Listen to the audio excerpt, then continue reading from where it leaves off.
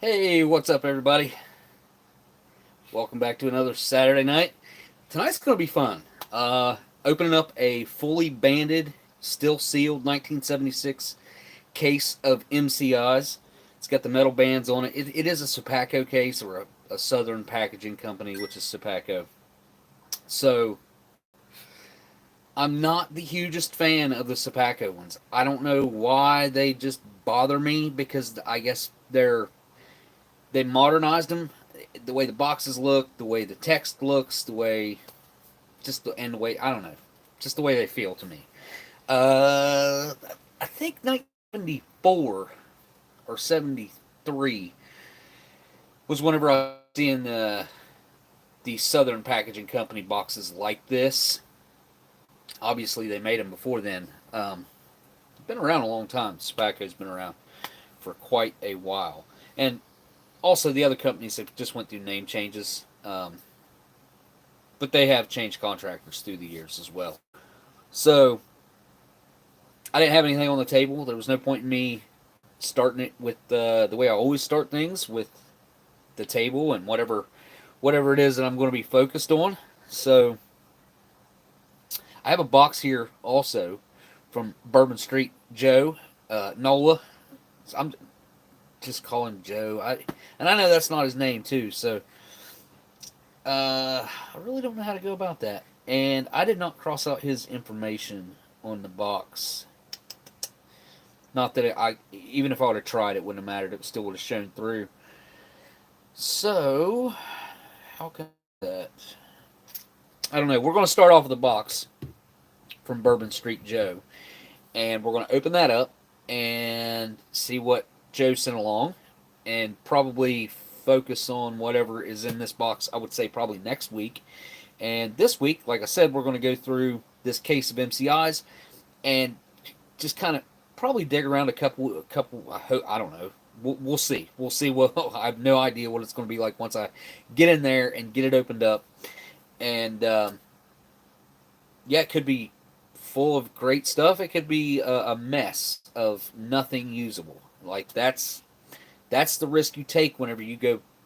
See, look, if you're buying even 1980 MREs, they're going to have stuff in them that you can eat. They're going to have crackers. They're going to have some jellies. They're going to have some stuff that's 99% going to be edible. If you open a whole case, there's going to be something in there you can eat. When it comes to an MCI case, or in general, if you don't know what the contents look like, you don't know. You don't know what it's going to be like when you get in there. It could be a complete disaster. What I will say about this case, though, it feels like it weighs what it should weigh. It feels like it weighs about 25, 26 pounds, and I think that's about what it should weigh, if I'm not mistaken. The MCI is running about 1,300 calories each, so the calorie count has never changed. It's just the way they deliver those calories. You know, you think about the old MCIs, there would be, what, three items in there, which, I mean, your B unit would have at least 2 items in it usually. You'd have to go way back to get the cracker only cans. B unit, cracker only. Pre 1958, I do believe. I don't think they ever did that in an MCI. And then early era MCIs had the lit accessory packet. They had a drink packet, and then they had the accessory packet, which I have a couple of those, a few of those. I think I have 2 or 3. Those are not easy to come by. I don't think that if they did produce a lot of those, I think they must have all got up, or whatever surplus was laying around. Guys back in the day went through them, and they're just not around.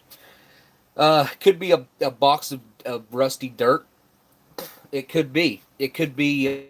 I will say, when I bought it, there was there's a stain on the box, and I studied that stain a little bit, and I couldn't tell if possibly it was from sitting in goop from a neighboring something, or it could be external stainage, something that busted. Chances are it's something inside the case that's busted, so it's going to probably infect a ration on either side of it, and unfortunately the case does have a stain.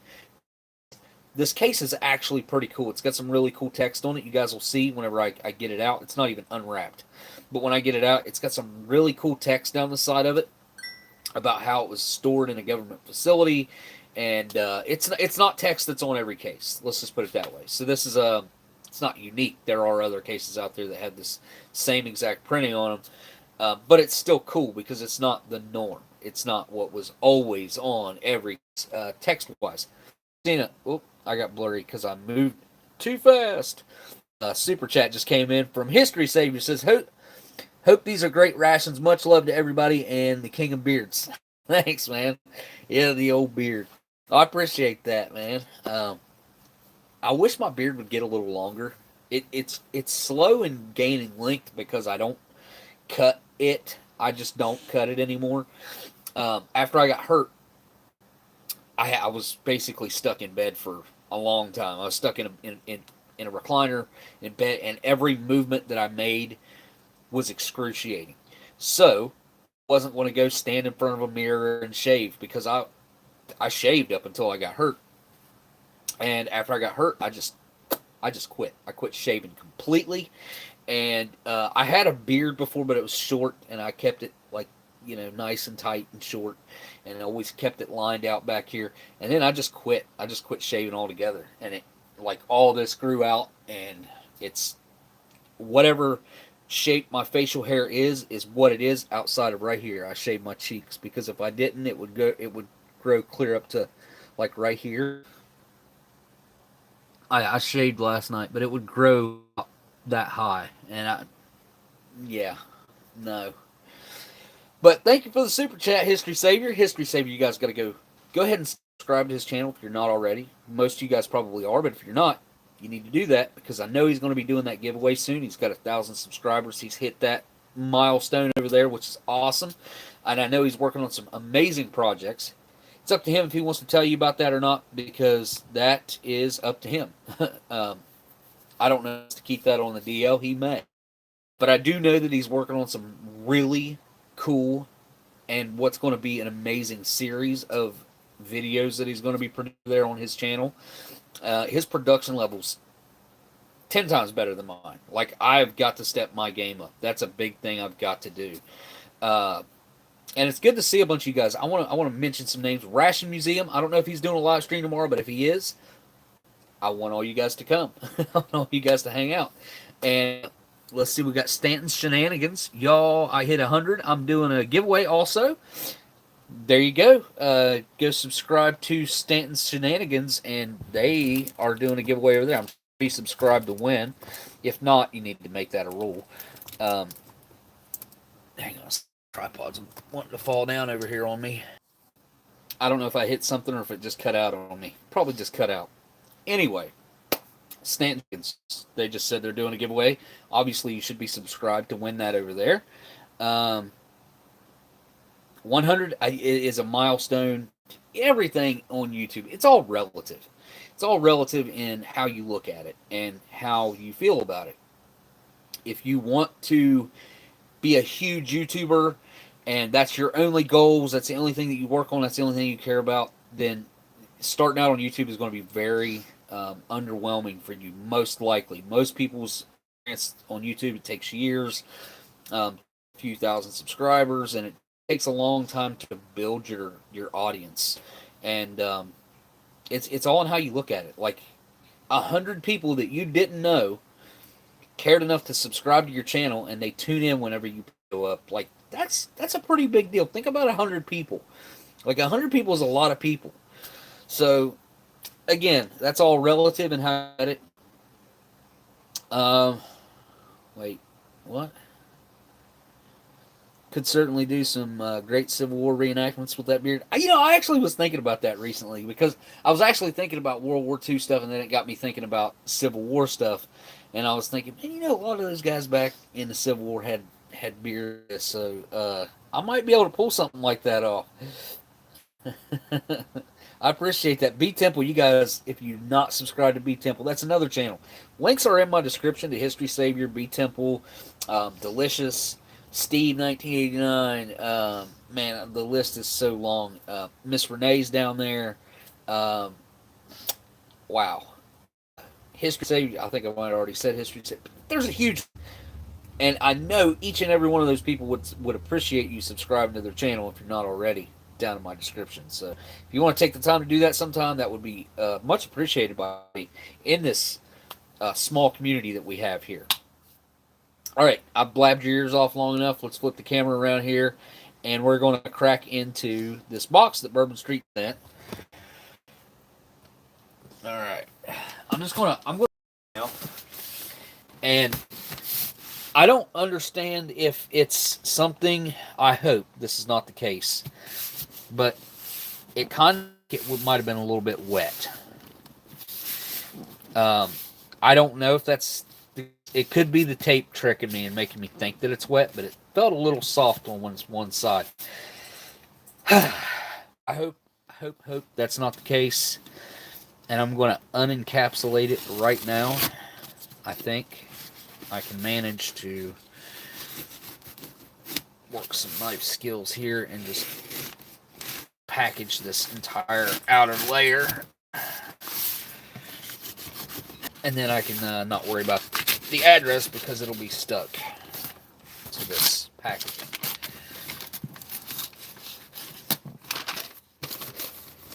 Alright, let me see if I can get this out of here.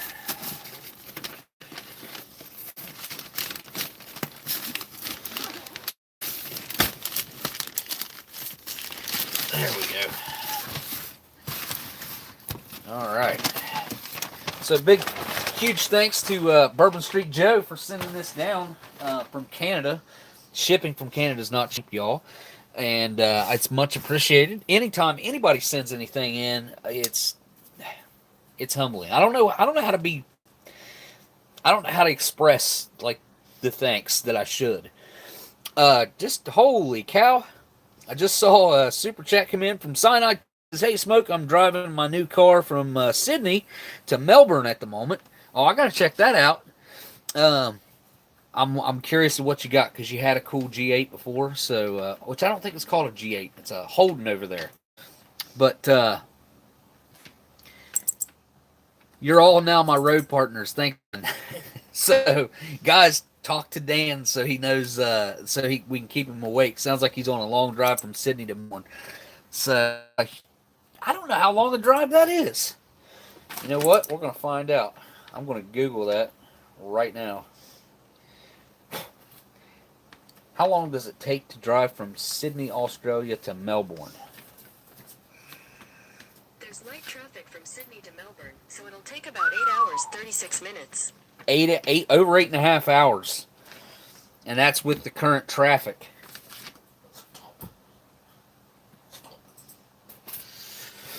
Thank you for that huge super chat there, though, man.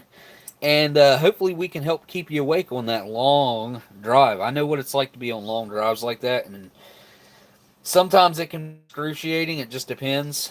It doesn't depend on a whole lot, man. After you get past that halfway point, it's like, when is this going to end? Especially on like an 8-hour trip like that. I know when I went to pick up my car, it was supposed to be like an 8-hour drive back. It ended up taking us like 18 hours.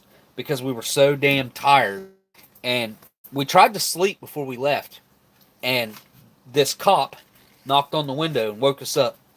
I was like, you can't sleep here. And literally a cop told us to go there and sleep. I talked to a cop that was sitting there. I was like, hey man, we need to catch some Z's before we try to make this drive back. He's like, oh cool, go sit in this parking garage down here and nobody will bother you. And that's what we done. And, I mean, it wasn't an hour and a half later, and they were beating on the door with a flashlight, waking me up. And, of course, I was just asleep. It was a whole thing. So, Blindside just came in and says, howdy, all. Hope Howdy, all. Hope your all's night is going well. May not be around for long, feeling under the weather. Hope all goes well for the cause. Well, thanks for the super chat, Blindside. Man, I don't know about you, but I know myself, I have not been able to kick the side effects, or maybe I just still have COVID, because like I'll think I'm getting over it and I'll have a good day, and I'm like, okay, this is it, it's done, it's over, and then it'll be right back. Like, and I'll have like 3 really crappy days in a row, and it just sucks. But man, thanks for that super chat, dude, and I hope you get to feeling better because, like I said, man, I know it sucks, and I'm pretty sure you probably got the same thing going on as I got going on. All right, so it looks like G Schultz just showed up, and I think this box is meant to be open because this was the top. So let's get into this box from Bourbon Street Joe so we can see what he sent. It's got some good tape on there.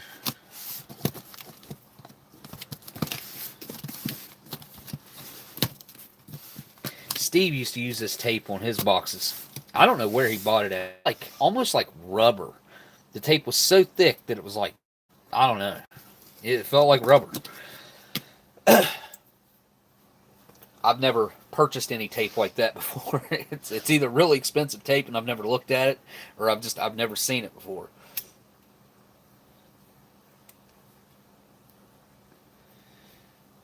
I gotta fix this light. It's right in my eyes. Okay.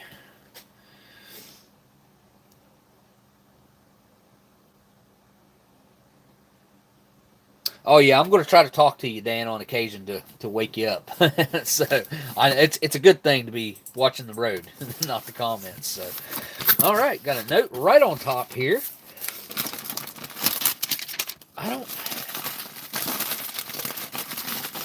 know if anything's wet in here or not because I just thought I felt something wet. Anyways, he says, "Hey Smokey, hopefully this IMP is in better shape than the last ration I sent your way. Enjoy the snacks as well. Yours truly, Joe." Awesome, man. That is a huge Post-it, by the way. I didn't even know that they made that big. Look at that. That's the Post-it. Did you know they made Post-its that big? Huh. I didn't know. Never seen them. I can use some Post-its that big, actually. I like to write little notes to myself all the time, make lists. I want to make a list, and I don't have anything to make a list on, and I just end up forgetting it. And in that list, whatever was going to be on that list, I end up forgetting half of the stuff I would have put on that list. If that makes any sense. All right, let's see what Joe sent along here. Some hickory sticks. Is that Julienne a la hickory? That's French, obviously. But that's what we call cutting potatoes like that, right? Julienne cut. So, are these hickory flavored, or is that just the brand? Crunch, taste, thin cut, lightly seasoned, irresistible. So it's probably it's Hostess. Really? I didn't know Hostess made stuff like this. Huh. That's crazy. Yeah, here we go. Salt and vinegar. Dude, that's awesome. I've actually been on a kick lately of eating salt and vinegar chips for some reason. So these are really probably going to hit the spot. I had no idea Hostess made stuff like this. Is the same Hostess that makes like lunch cakes, right? I'm pretty sure. B Temple and Bourbon Street Joe both are saying that they are hickory flavored. So, wait. No, these are called hickory sticks too. Oh, these are the originals. So maybe they do have a little bit of hickory because that's their name. Maybe that's kind of infused into all their product that are called hickory sticks. Huh. Well, those sound good. Especially the salt and vinegar is really making my mouth water right now. What do we got here? Cool. Little tiny snacks. 28-gram bags of Cheez-Its? Wait, Cheezies. Wow. Those look really cheesy too. I don't know if you guys can tell. You can see the grease sticking to the package. That, or they're in like an orangish, I think they are. I think it's an orange color. You can see that line there. So they're kind of orange colored packet to make the Cheez-E's look cheesier than they are. Probably. There we go. There's a clear view window. They're still pretty cheesy looking. Made with real cheddar cheese, no preservatives. That's a good sign. I don't know how long they'd last with no preservatives, though, in a clear bag like that. But we will try out. What do we get? The Reese's Big Cup with potato chips. With, is that French? Avec? I guess it is, with potato chips. With potato chips. Never tried that before. It looks like it's got ruffles in it. Awesome. And this was on the note, obviously, of a brand spanking new, which I don't have one of these. Well, I do now. A chicken and vegetable stew, brand new style IMP with the, I don't even know how to open this whenever it's time to open it. A 2020 IMP, nice and fresh. I saw a case of these. It was about, what was it? 2 weeks ago, roughly, a case of the new style IMPs like this. Sold for over $500. There's 10 IMPs in a case, so they were over $50 a piece for a case of IMPs. That's what they sold for on eBay. I'd have to pull it up and find it again, but it was definitely way too much. Looks like LC just popped in and sent in a super chat. Says just popping in to say hello. We'll be back next week for a stream is the plan. Anyway, have a great week and see y'all next week. Well, thanks for stopping in, LC. I hate that you can't hang out. You'll be missed in the comments, I'm sure. Or the chat. I always call it the comments. It's the chat. This thing feels awesome. Like I could check this out for 20 minutes. Look at that. They went full-fledged with 2 different nutritional facts on the back. What do we have here? What's the... That is just for the chicken and vegetable stew. So they actually printed the nutritionals for the main on the back. So it's not going to be on the box anymore. Or there is no box. Oh, they eliminated this by putting it out here. So the dessert is sliced peaches. No... mystery to that. And there's your nutritionals on the sliced peaches. Huh. Interesting. I know Steve did a review of one of these, and somehow I heard, or something, I don't know how, that these are lighter, and how one way they're lighter is they eliminated the boxes, but they don't feel lighter, I'll tell you. Which, I mean, I'd have to have the exact same menu to make this comparison. And I'd have to have a scale to make a proper comparison. But, you know, just feeling them, they don't feel any lighter. You know, I don't think packing these in your ruck, the difference that they made by not having the boxes would make a difference. And hopefully these bags, which these bags are 10 times tougher than this, but I mean I still do like the brown paper bags. Won't be long and these will be very sought after because of this brown paper.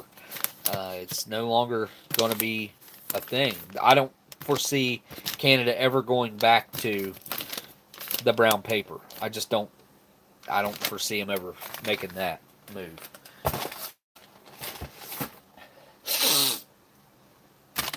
That's awesome, man. Thanks for sending that along, Joe. That's cool that they print military ration right on it, too. I think that's kind of a cool touch. Not for real, of course. Yeah, I dig that. I'll obviously keep that bag after this reviewed. Before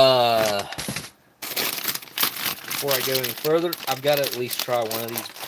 One snack, and there's plenty of these, so I'm not going to mess that bag up by just ripping it open.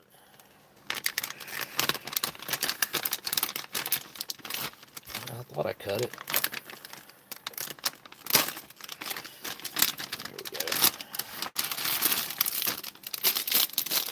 That is a perfect sized snack. See, the snacks in America are just so large and in charge. Like, this is something you could get in the States, obviously. 370 calories in one package. That's more than a meal of some people. There's 160 calories in this. That is surprising. Holy cow. 28 grams, so that'd be an ounce. What's up, James? They smell like Cheetos. They smell like a classic Cheeto, but they look more powdery. And they also look a little more greasy. Like, they don't, I don't know. They don't look too greasy, but Cheetos are greasy too. If you ever put them on like a brown paper napkin, they'll leave behind grease spots. So, same with Fritos. Fritos are really greasy.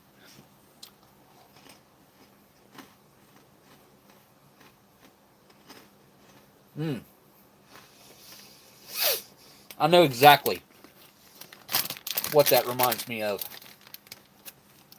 So we have this party mix down here. It's like Snyder and I can't remember what other brands there are.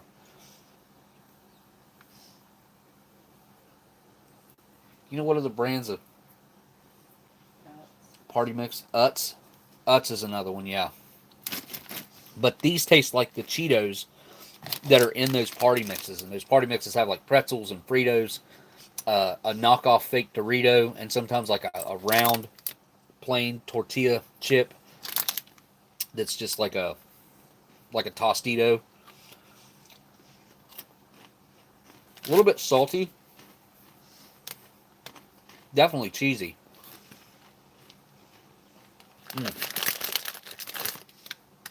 Obviously crunchy as well. Those are pretty good. I'd like to mix these with like Doritos and pretzels. Just like that party mix. They complement each other really, really well. Alright. Well, that was an ox that Joe sent along. Absolutely freaking jam-packed with goodness. And what an awesome opportunity to have a fresh, new style IMP. It's going to be hard for me not to eat those salt and vinegar hickory sticks before next week, but I'll hold on.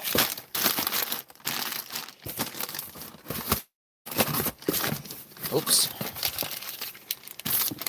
There's two of those in there, too. Might eat one of those after. Well, I don't know what we're going to be able to eat out of these MCIs. Cat, go on.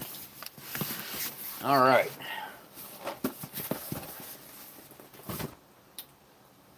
You're going to have to move. Last week, I meant to open another menu of HDR just to go through it and see what the contents were and kind of build up a list. And after I'd opened all of them up, we could go back and catalog and make the actual new 2020, 2021, whatever, HDR list that for MRE info. Oh, God, yeah, this case is heavy. It really is. I'm not going to put it on its top. I'm going to do it this way. Hang on. Freaking cat. All right. And luckily, I didn't even tell the person to do this. Just by, or maybe they knew what they had. I don't know. I didn't tell them to wrap it in brown paper like this. I'm so glad that they did, though. They saved the case. The case is now not... I already ripped 3 big old labels like this off of it. So it would have had 3 big labels stuck to it, and it would have had, you know, just stuff that you can't get off. So... Oh, wait, this is the bad... it's the bad corner right here. I think I'm going to need some sort of a tool, wire cutters, to actually get this open as well.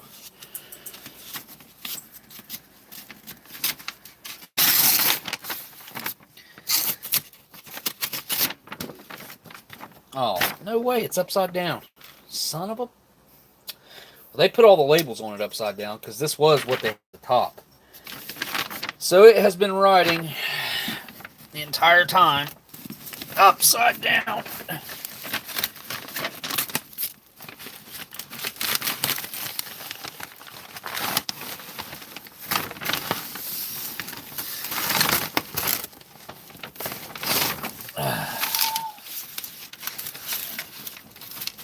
Well, that's...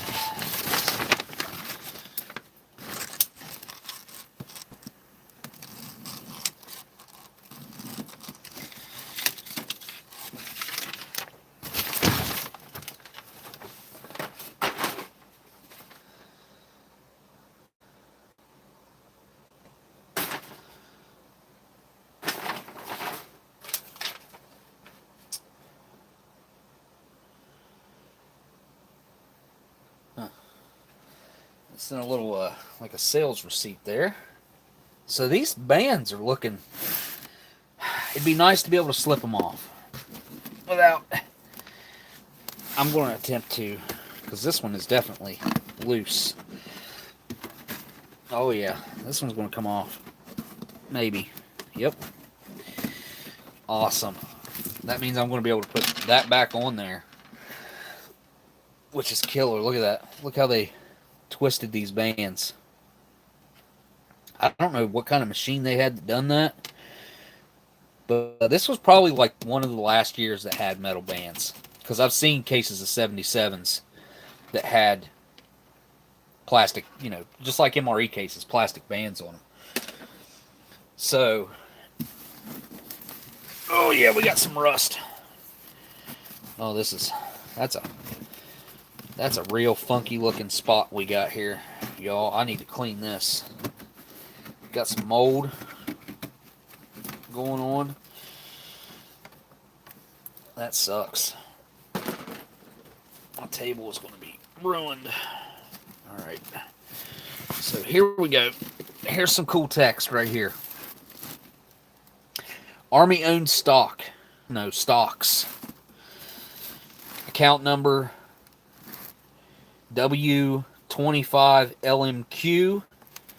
And then it says, notice, this product has been held under controlled temperatures and humidity conditions and should not be considered overage because of the date on the pack. And the date of the pack should not be the controlling factor in determining assurance and utilization of the product. Further, refrigeration is not required. So there's some pretty cool text there, and then there's also, I think it's the same thing on this end right here.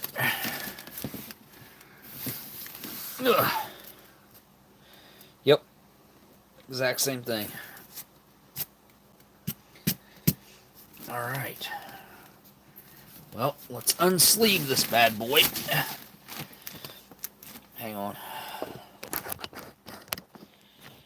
So here is the date. You got your lot number of 65. Date packaged February of 1976, our bicentennial year, which is kind of cool. And then an inspection test date is 2 of 79. So, and we'll take a, I don't know what is going on right there. That's cobwebs or what. And there's like a stain down along here.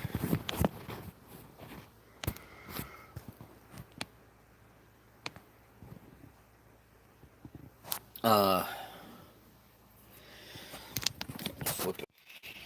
Hang on. Let's set this down for a second. Oh. Definitely got some issues here. And like I said, that's either came from inside the box, which most likely that's the case, or it has gotten contaminated from the outside. So that would be best case scenario if that's outside contamination, but let's just find out by sliding the sleeve off. Okay.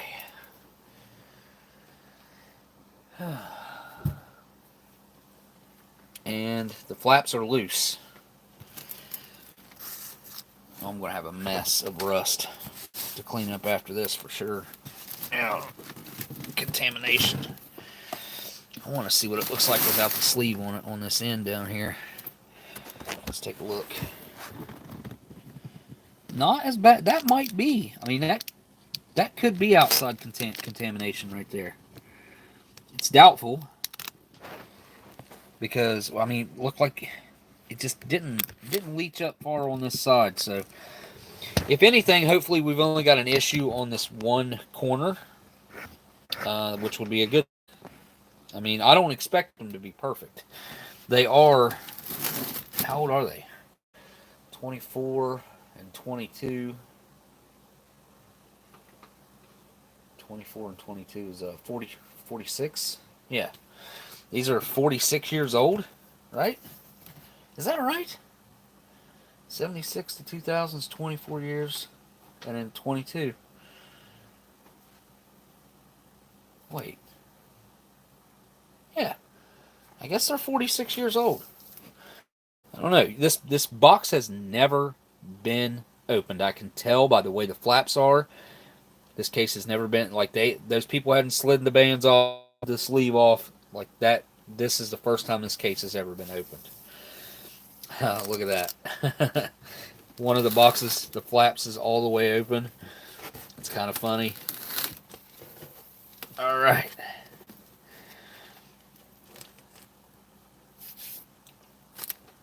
The camera up here.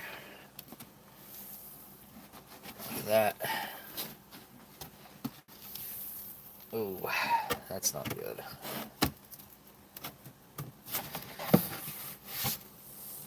I don't really have enough room up here. What do we got going on this flap here? It's got the NSN number. It's 8115-00-J19-2003.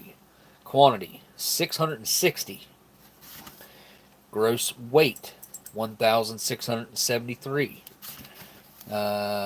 Cubic feet, I guess, would be 65.3. So this was probably printed for the entire lot of like a pallet, I guess, would be 660 of them. There wouldn't be 660 cases on a pallet, so that would have to be a couple pallets, a few pallets. Stop. Good old NATO stock numbers, yeah. Yeah, my buddy with NATO actually texted me back too. I got to get back with him about the HDRs, and I want to have a chat with him. 1982 to 1976 equals 6. Add 6 to your 40th birthday, and you get 46. Yeah, well, you're right. Yeah, that's true. Thank you for that super chat, CT. Yeah, we were both born in 82, right? I think we're both going to be 40. And yeah, man, thanks for that super chat. You guys, if you haven't subscribed to CT's channel already, you need to do that. I mean, that's a given.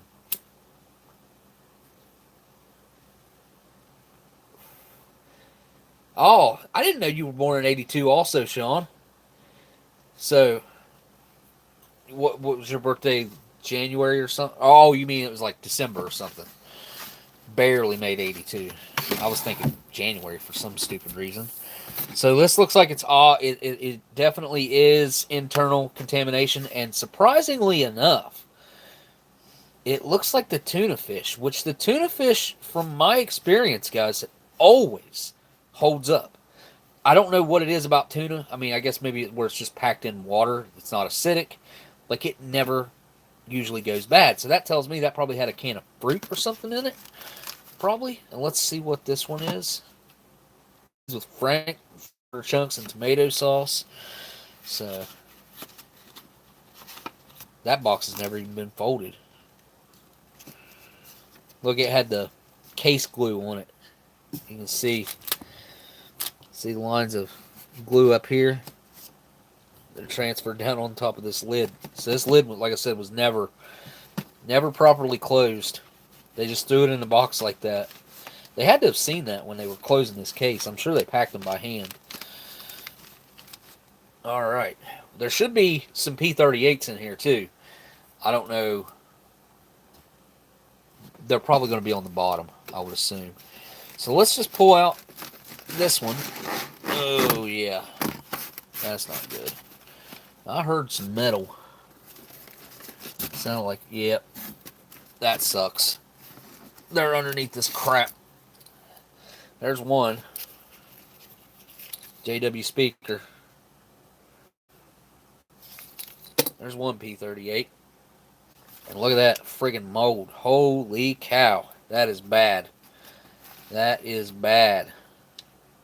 This one's in bad shape. We'll go ahead and explore it. Yeah, we'll just screw it. Who cares? Let's take a look. So we got our accessory packet, obviously, made by the Seal Bag Company. You got your... Why it lists the spoon on here, I'll never understand why they have plastic spoon, matches, chewing gum, toilet paper, coffee instant, cream substitute, sugar, salt, intradental stimulator, which I doubt they're in here. I doubt this has the intradental stimulator, and it does not have a spoon. I've never seen a spoon in an accessory packet, yet they list them. The spoon is right here. Kind of a weird chipped. It's kind of broke a little bit. Which these were like on a... Have you ever seen like model cars? They were on like these little... where you have to break them out. That's how these were shipped to the packaging company. We got a can of peanut butter. 46-year-old can of peanut butter. Nice. It was upside down in there too, which is kind of cool. We got a B unit. It's got a little tiny shade of rust on it right there. Not really anything to be concerned about. I mean, it's just like in the worst spot, right where the seam is. So it hasn't compromised the seam from what I'm seeing. This looks like it could be in decent shape. February 76, B1 unit, crackers and candy. Packed by Southern Packaging and Storage Company. There we go. B1 unit. What else is in here? It's the first time I've ever opened a completely sealed case like this. Okay, here's the... That was apple... Apricots? It was apricots. Yep. And there's still something moist in there. It's not like super wet, but it's not dry either. What? Oh yeah, we should have the main at the bottom here. Let's see what it looks like.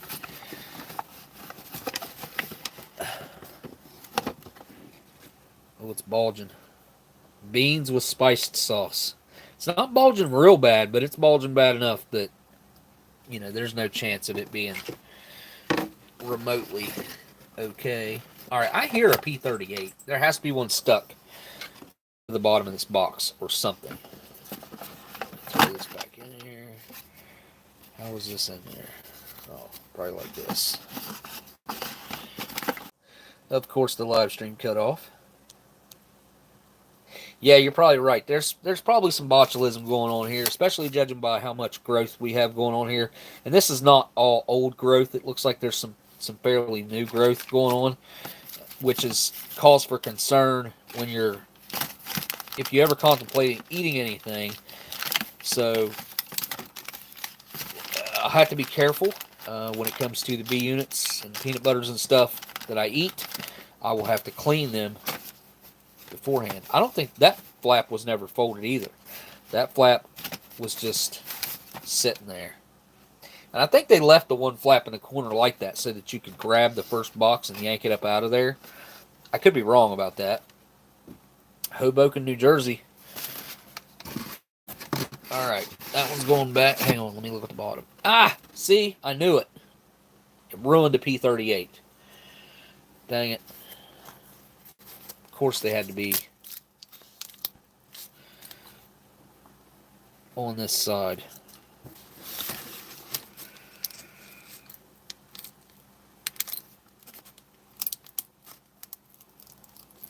Oh, that's a crispy critter right there. Oh, part of the package is... Oops. Part of the package stayed there.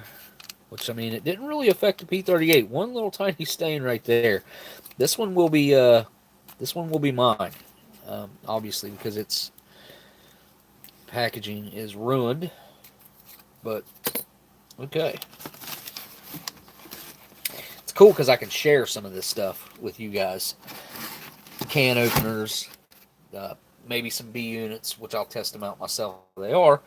Let's check out the tuna fish. I'm curious. The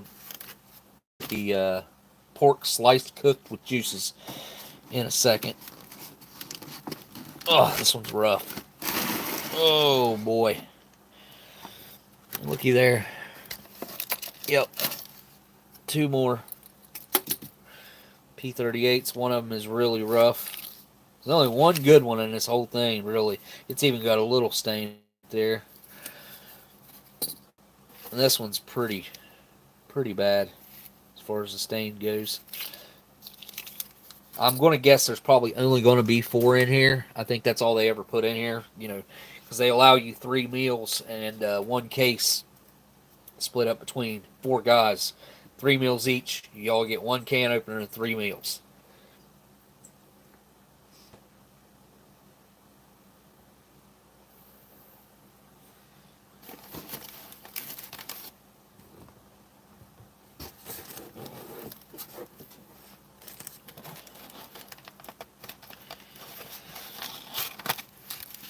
All right.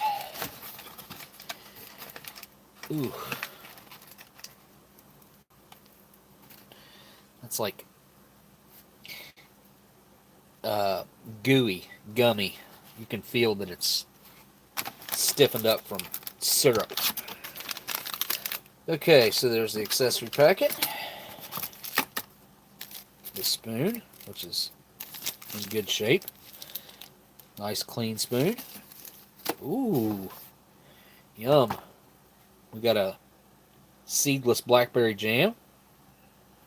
Nice.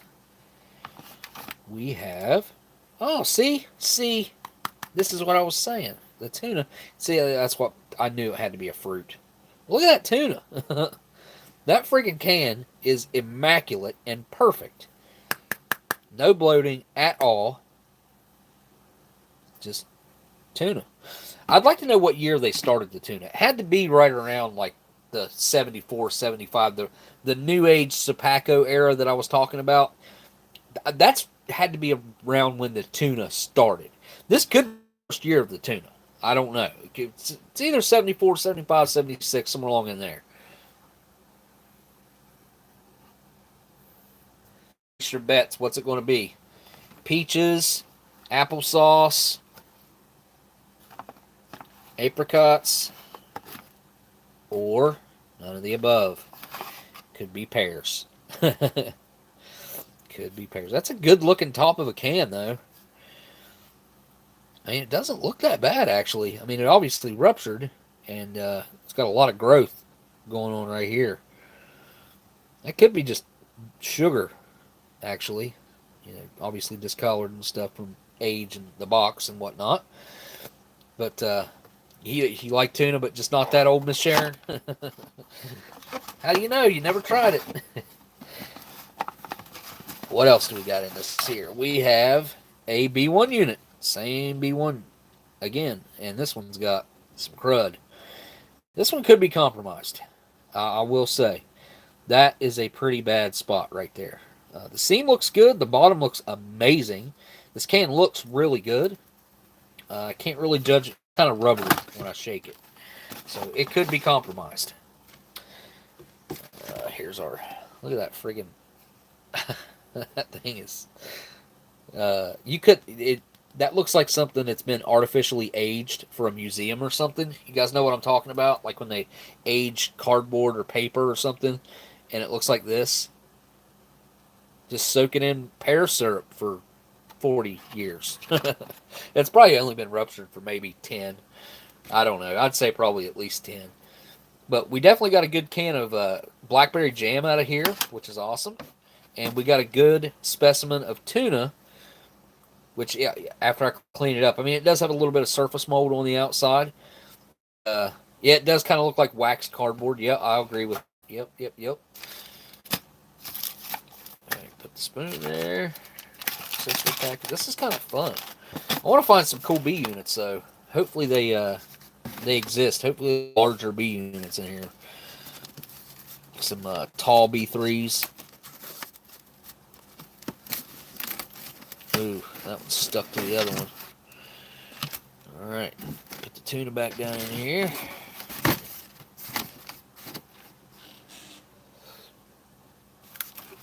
This is the ham and eggs chop. This is another one that typically the main will survive. Typically. Most of the time I see the ham and eggs chop, it's one of the ones with that survives. And I opened a can of ham and eggs chop from 1952 that smelled perfect, looked perfect. I wish I would have ate it. I've kicked myself in the rear end. I opened it on a live stream many years ago. It was from an in-flight food packet, and I had full expectations of it being disgusting. And I opened it, and it smelled and looked perfect, and I wish I would have ate it. And I didn't eat it. I threw it away. So I've regretted that ever since that happened. Okay. Accessory packet and spoon. Look at that. Oh, oh, oh. Wow. That is cracked all the way across the bottom right there. I seen it on the top and I was like, look at that. That looks like it's in really good shape. And this is flavored with caraway oil. Interesting. This also has a B1 unit. It's looking kind of consistent on that. I hope that's not going to be the whole case. Also, let's take a look at... Oh, this one had apricots as well that exploded. Can doesn't look too bad, though. I bet it would clean up pretty good, to be honest, for a display. And here is our main, and it is not bulged at all. Look at that. It's got some mold on the outside, but 5.5 ounces of ham and eggs chopped. Ingredients: ham cured with salt, sodium nitrate, and dextrose, eggs, and pepper flavoring. That's it. That's all it's in here. And it's perfect. This could be edible. Metallic tasting, yes. Edible, possibly. Would never advise anybody to do it, but I might try it myself. So that could be a score right there of a tryable ham and eggs chopped. The cheese spread, I would say this happened because of the apricots. I don't know. I think it probably got infected with the acidity, but look at like the discoloration on that can. It's just, ugh. It's an interesting. I've never seen one bust open this before. I've never seen one crack open, so that's kind of a new discovery for me. All right.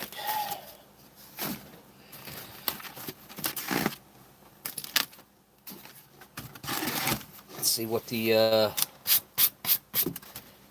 beans and franks look like. This one's also got some age going on. Accessory packet. Our spoon that's dirty. And here's some more cheese spread flavored with caraway that is so busted right there. And this one bulged before it broke. It didn't have a weak seam that broke. Okay, first time we've seen a different B unit, B2. That's actually into the can. That's most certainly weakened the can. It could be okay. Cocoa beverage powder, so that's the best possibility of this one surviving. Probably is for it to be this. So that's kind of good. What else we got in here? We have big can, big main of our beans with Frankfurter chunks and tomato sauce that has all leaked out. Well, it's like solids are still in there. but the tomato juice and stuff has leaked out. Packed by Blue Star Foods Incorporated, Council Bluffs, Iowa. 11.34 ounces. Wow. Big old can. Big old main. Kind of crazy to think about you get such a large main. What else did you get in this one?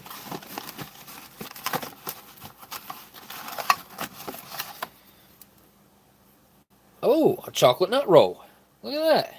It's probably no good, but it's not bulged or anything. It may be okay. Clean it up. Might be all right. Might be edible. We'll see. Depends on how much heat these things see. And they might not have seen a whole lot, man. It wouldn't take much for these acidic mains to pop the way they have. So that'll be an interesting one. We're going to pick some of this stuff out of here, and I'm going to give it a quick cleaning, and I'm going to try some of it tonight.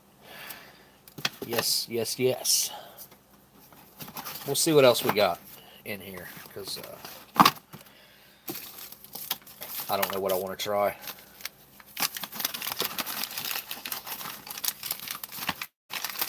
One of these accessory packets is going to have some coffee in it, obviously. It's going to be good.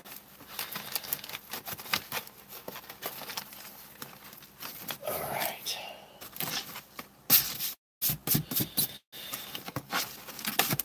This is beans with meatballs in tomato sauce.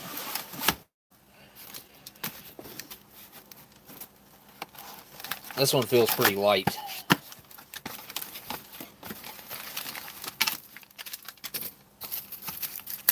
Another cheese spread that's seen better days.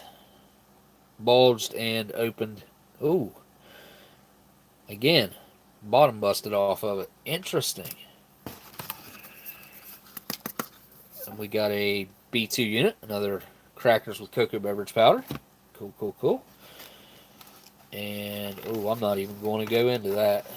Look at that disgustingness. That's cheese. That right there was cheese at one point, and so is that, and a little chunk there.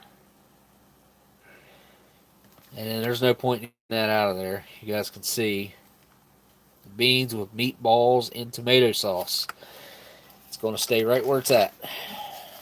Let's see what else is in here, because this could be a score. What do we got here? Oh, a pound cake. Yeah. And it's in good shape. No rust spots. No nothing. Seam looks good. Weird coating on the can. Look at that coating. Wow.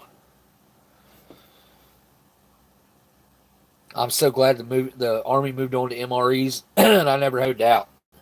Yeah, I don't know that... well, I don't know. These probably wouldn't have been too bad fresh. I don't think they'd have been horrible. I'd like to know what the pound cake tasted like when it was fresh.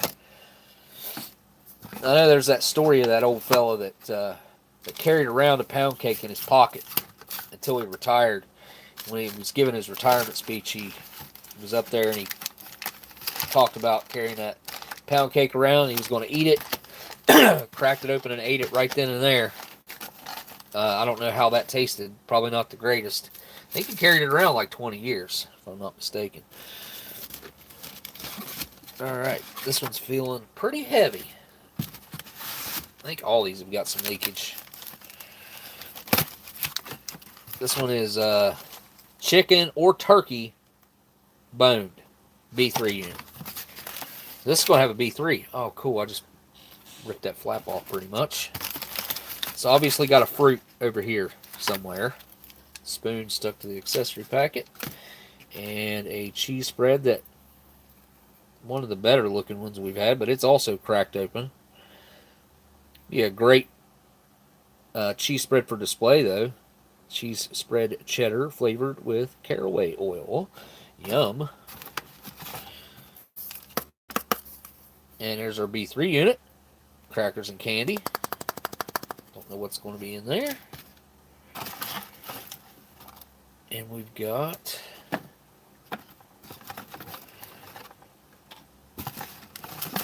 there's our turkey. Nope, chicken boned. Chicken boned. It's got an 1895 stamp on it, P65. No idea what those lot codes mean. Tony Downs Food Company. Never heard of that one before. Tony Downs Food Company out of general offices is St. James, Minnesota. Huh. Yeah, I've definitely never heard of that one before. And we had a fruit cocktail in here. Ooh, it's still pretty heavy. I mean, it's... Yeah, this one might not even... Yeah, it has.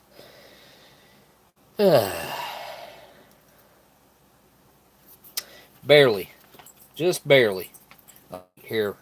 There it is. There it is. That is some black syrup. Yuck. Probably should just throw that away. It's just going to ruin things even worse. Because the chicken boned, I think, is okay.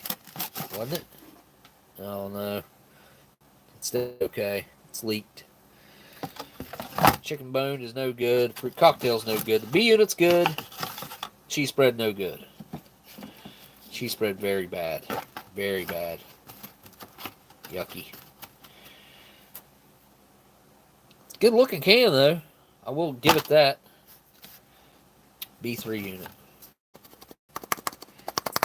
And it sounds like there's a can of peanut butter or jam or something in there. That could be the chocolate discs, but it feels like a metal can when I shake it. So we might take that B3 unit out of there here in a minute. Take those, put those there. Now we're down to turkey loaf with also a B3 unit. Ugh. Ooh, crusty. Crusty corner. Oh, jeez. They're all busted open a lot. Probably because of heat stress. Wait, this was supposed to have a B3 unit. Yeah, it's got a B1 unit. See, it says B3 right on it. That sucks. I think the B3s are probably better. Oh, that's a puck. Nice. Nice, not so nice. Back in there. Come on. There we go. Fruit cocktail, which has just started seeping at the seam there. This seam looks good. She right there and right here. Huh. Still very wet though. Still a lot of liquid in that one. A lot of liquid. Whoa, says, what's the smell like coming out of the box? Actually, it's just kind of cardboard. Honestly, well, it smells like an old mildewy basement. Like, exactly like a grandparent's basement. Is exact that you couldn't describe this smell any better than anybody who's ever been in an old basement that has obviously had some water damage at some point in time or another. You know, it's like one of those basements that gets damp. That's pretty much where we're at with this, I think. I don't smell any weird, awful food smells, but let me smell this. Oh, okay. I didn't expect it to be that strong. I guess because I smelled the crack. It smells like really rotten cheese. It actually does smell like what you would think. It kind of smells exactly like what you would dream of what it used to smell like. And that's what that smells like. Thank you for that super chat, by the way, CT. That was a good question, man. I didn't even think about describing that, or it just kind of got lost on me. Wait.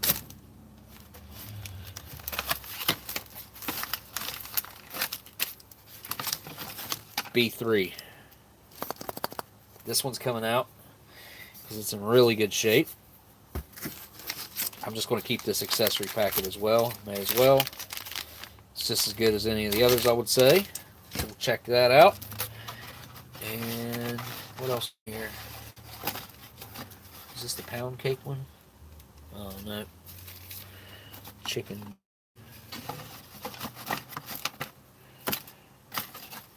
We'll have to find another. We'll have to find a dessert or something. Still got a whole, well, almost a whole side to go through. Alright. I don't think I went through this one, did I? The pork sliced, cooked with juices, or did I? Maybe I did. I don't think so. No, I haven't. This has never been opened.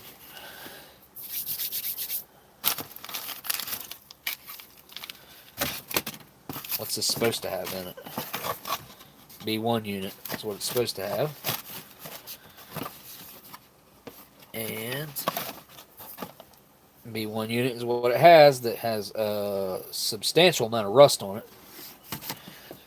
Hang on a second. Did I miss something? Oh, BourbonStJoeNola said nothing. He just sent 20 bucks. Holy crap, man. Thanks so much for that super chat, dude. Not necessary, but I'm very thankful for that. I appreciate that, man. Oh, wow. This one's really bad. Really bad. Oops. Of course, we got the classic cracked bottom here. I think this must be the culprit of all the decay. Wow, this is bad. Some pears.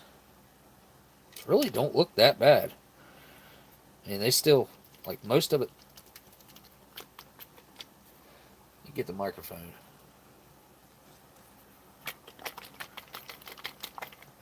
Still substantially heavy and lots of content still to that. So I don't know where all that came from. Maybe a different box, I guess.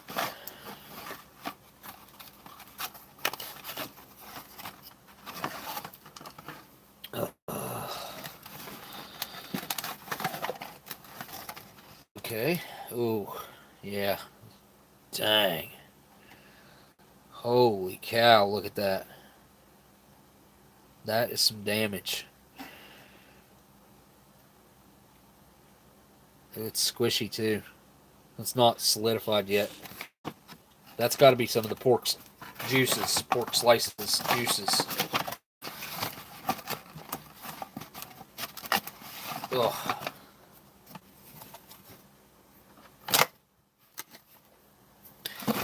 B1 unit. Let's probably check out a B1 unit too. Why not? Let's see, why not? Alright. Beef slices and gravy. I thought we already had this one. Nope. Should be 12 different menus here, so it's supposed to have a B2 unit. We will see. Lots of rust in that accessory packet. Lots of rust. This is the rustiest one I've seen so far.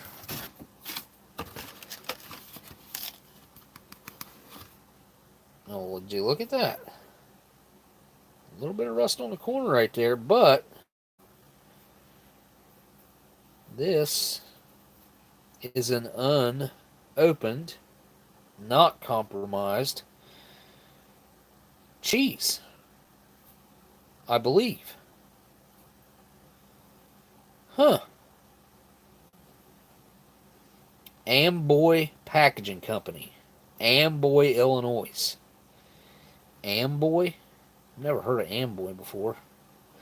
Look at that can. Man, that is one heck of a paint job on there. It's got like this golden flake to it almost. Like, it must be the can underneath showing through. I wonder if this was a gold, one of those gold cans. and they painted it this OD green. It's a really good looking paint job on there. I don't know if I can get it to come across on camera or not. Not really. Kinda. It's pretty awesome. That's staying out. We're going to open that. What else we got here? Oh, an actual B2 unit. That looks, excuse me, looks like it's in really good shape. It's kind of got a weird streak of paint on the paint job there. Man, that's a lot of rust. It's all from the large can in here, whatever that was. Oh, looky here. We got us a fruitcake that's probably compromised. I mean, it's not bulged at all, but that seam does not look good. I think it would clean up, though. A little bit of rust on the sides. That's the first fruitcake I've seen.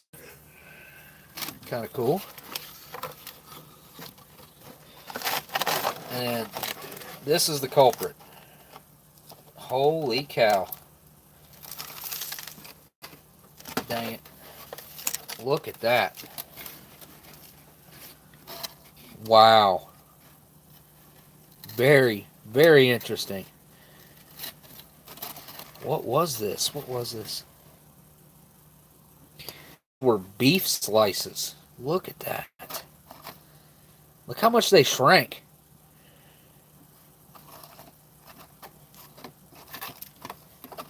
Look how big around they are. What the heck? That was the beef slices. Wow. Look at that one on the bottom. It's like it still looks like a burger patty. Wow. That is interesting. I cannot believe that it had this much shrinkage. Like, what in the world would cause it to shrink that much? I mean, that's fascinating. That is absolutely fascinating. It looks like somebody already ate it. I doubt it.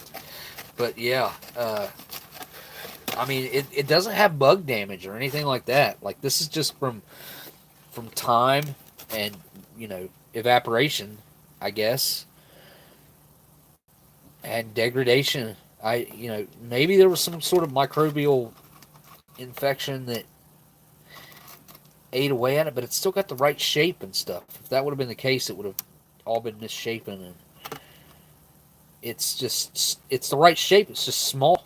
There's 5 patties there. I'm holding on to one. There's one on my finger.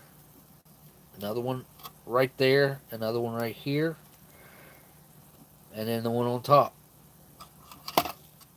Oh, wow. I wasn't even going to take that out of the box. I'm so glad I did. So glad I did. That was really cool. I don't know what to say about that. That's kind of a interesting find. I just never dreamed that it would shrink like that. Some patties are growers, some patties are showers. Yeah, well, those must have been growers, because they sure ain't showing up too well. Okay, I think I said I'd leave this out. And the cheese, or did I leave this out? Yeah, we'll come back to it if need be. The cheese spread's staying out. That I did say. I remember that. Got some dust in my in my lungs.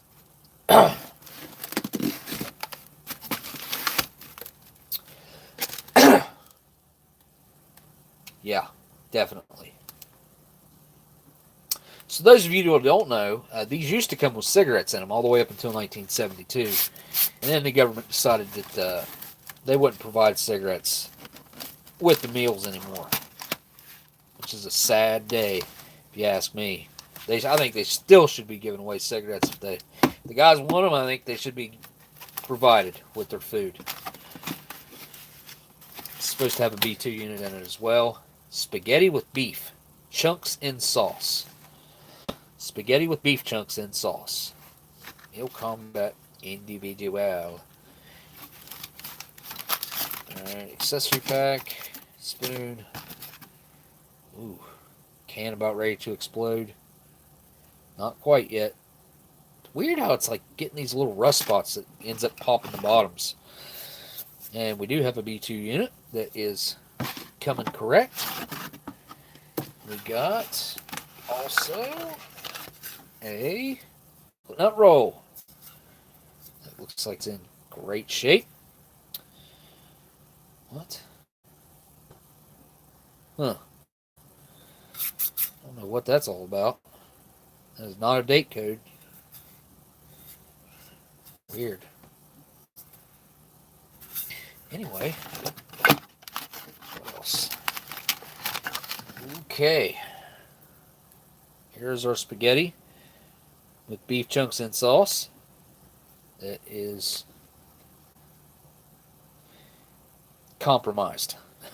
It's got some bulging and some splurging and some splooging and a substantial dent right here that might have actually set this in motion, or it might have stopped whatever was going on there.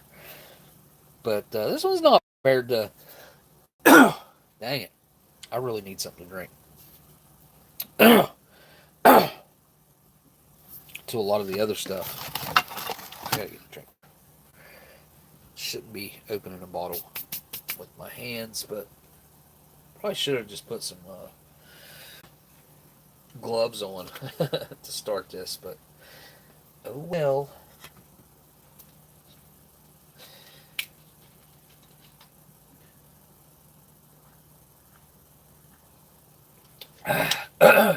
Yeah, that's better. Whew. Yeah. This dust and rust and stuff be dried up, drier than a popcorn fart.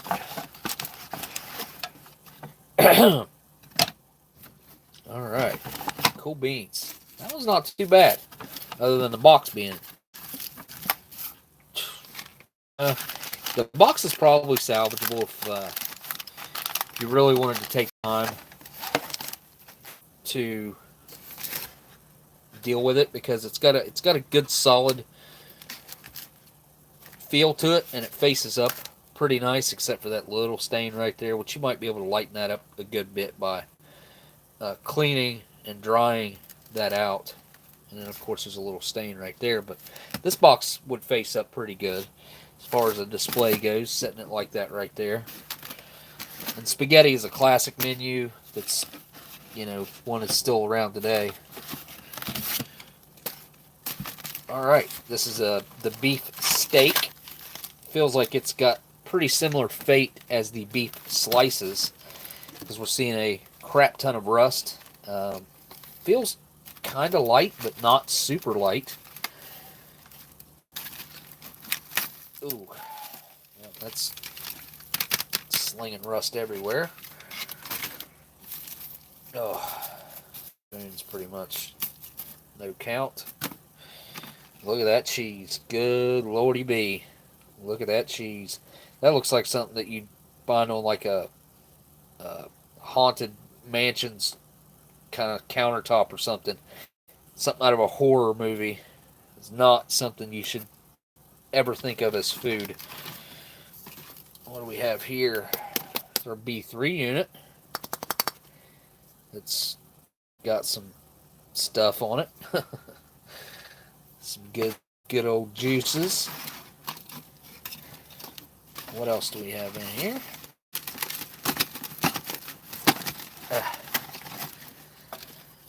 Okay. Wow, look at that. A really good looking can of beefsteak with gravy. Huh.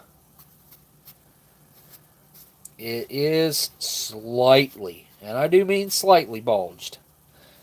The seam looks good. The bottom looks good. And all the way around the sides looks good. I mean, like I said, I'm pretty sure it's bulged. Yeah, it is. Just barely, though. Just barely. This is a nice example of beef steak with...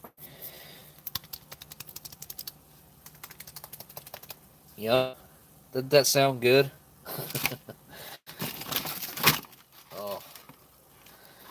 So here's the culprit of all the rust.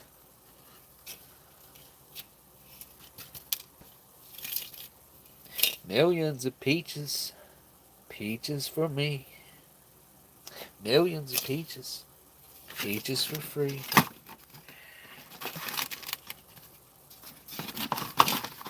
They don't look that bad. Really. I mean, it's all leaked out. It's just a solid, like, mass in there. A couple little solid chunks. But the can looks good, other than the bulging part of it. This is what looks bad. This looks friggin' awful. Absolutely awful. I guess I should be a little more delicate so I'm not breathing so much of this crap in. It can't be good for you. Breathe in whatever kind of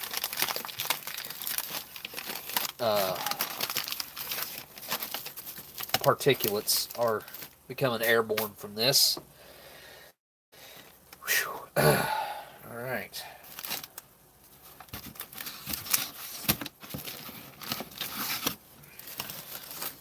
Hams cooked with juices. B3. Big old nasty spot on the bottom here. This one feels heavy. It feels like it's all there.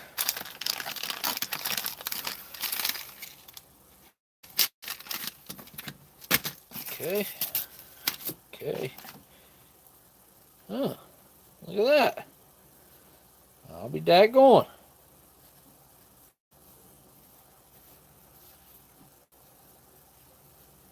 This can is good. A little bit of mold started on the outside here, it looks like. Those might be pinholes starting, I don't know. They could be. But every cheese spread in here flavored with caraway oil. I wish there had been more freaking jams in here. Freaking all cheese spreads. That sucks. There's a B3. Again, crackers with candy. What else is in here? We got our ham sliced, cooked with juices. A little bit of right there. I can't tell if it's actually leaking. I don't think so. I think that's all transfer from a different item. I think this is not bulged at all. This is a perfect example of ham sliced cooked with juices. This would be one to open up. Oh, it sounds really juicy too. I mean, that's ridiculously juicy.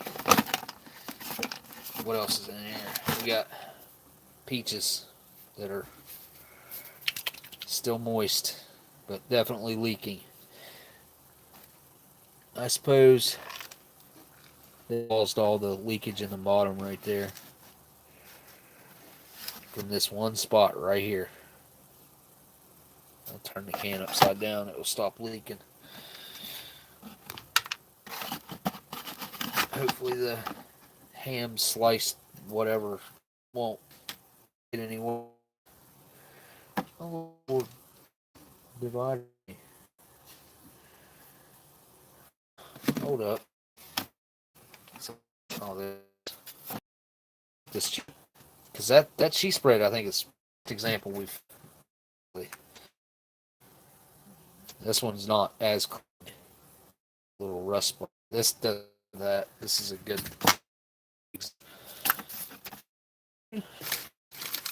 Accessory pack. Alright. What do I got over here? I got a B3. So let's go out of here. I'll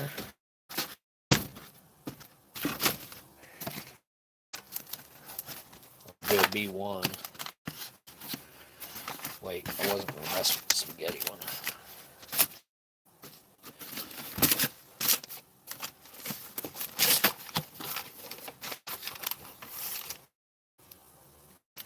It's got the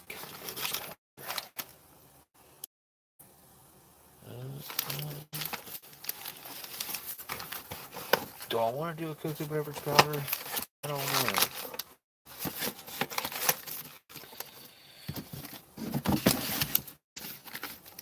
Bunch of B1s right here.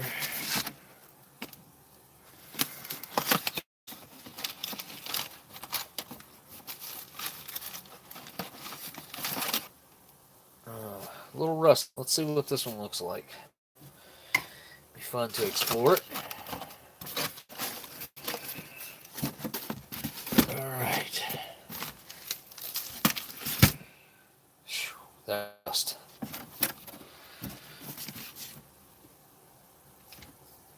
Alright. Got our P38s here. We'll save 3 of them. And the one that ripped open on its own is now mine. Pretty good looking P38. Nice, nice finish to it. Very different from the one that I have in, well, the ones that I keep in my pocket. I'll show you what I mean. My pull out, maybe. I carry around a Fred from Dan, and there is my Shelby, which is just a new one, but look at the difference. See the difference in finish? Also carry that around. And where is my 1956 GG Green? Ah, there it is. 57. I thought it was 56. I got that one from Steve years ago, and this is the one that I've been carrying for many years. Use this on a lot of stuff. Yes, sir. Alright, let's take a look at this. Look at the difference. Wow. What a weird finish on that thing. That is really strange. It's almost like it's painted white almost. It's just, I don't know. It's like it's almost like a rough aluminum or something. I don't know. We're going to use that to open this stuff up. But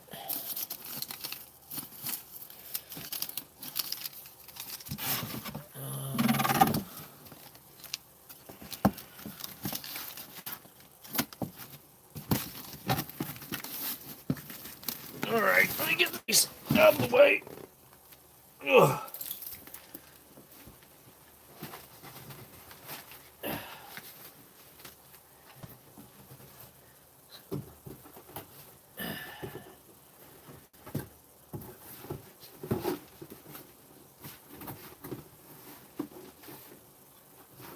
Oh, shit.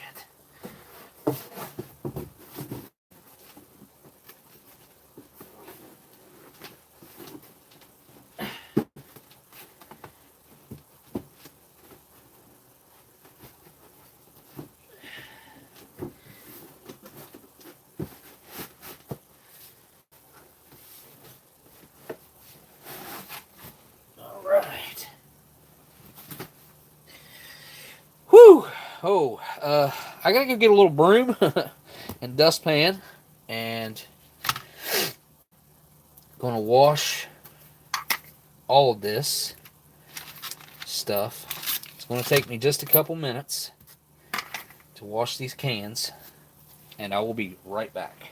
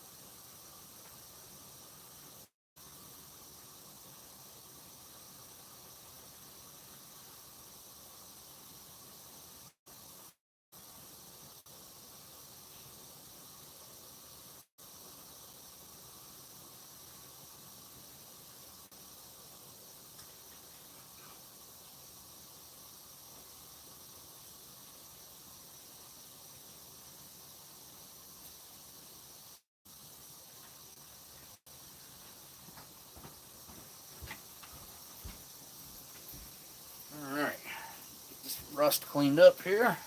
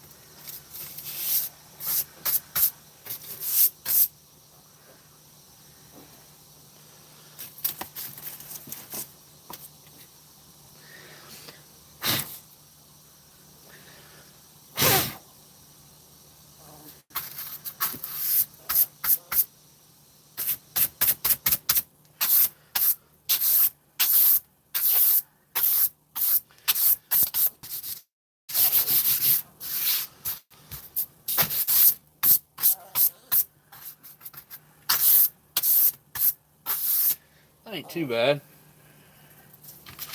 It's not good, but it ain't too bad.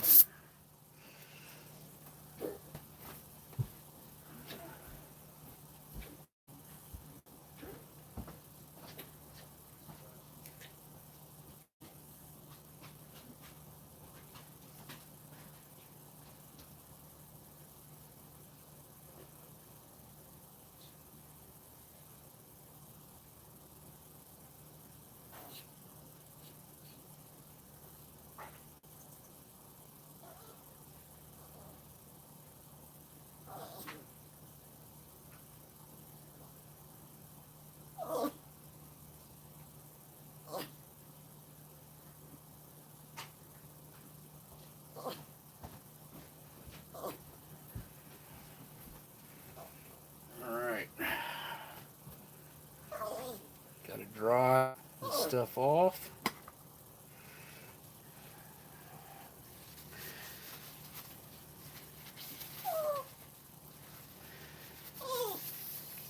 Hang on, dude.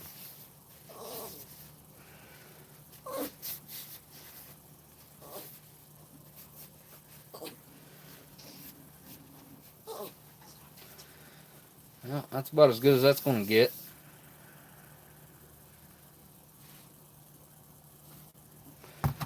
We'll see.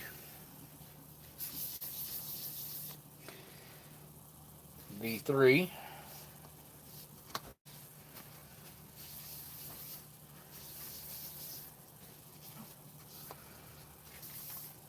Looks pretty good.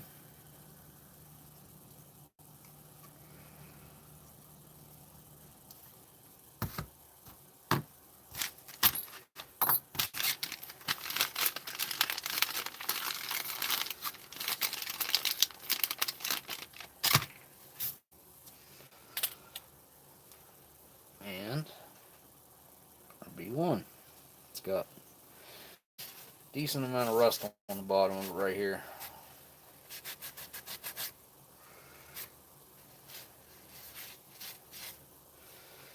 I don't think it went all the way through the can though. Maybe. Might have went through that seam. I hope not, but I'm about to find out.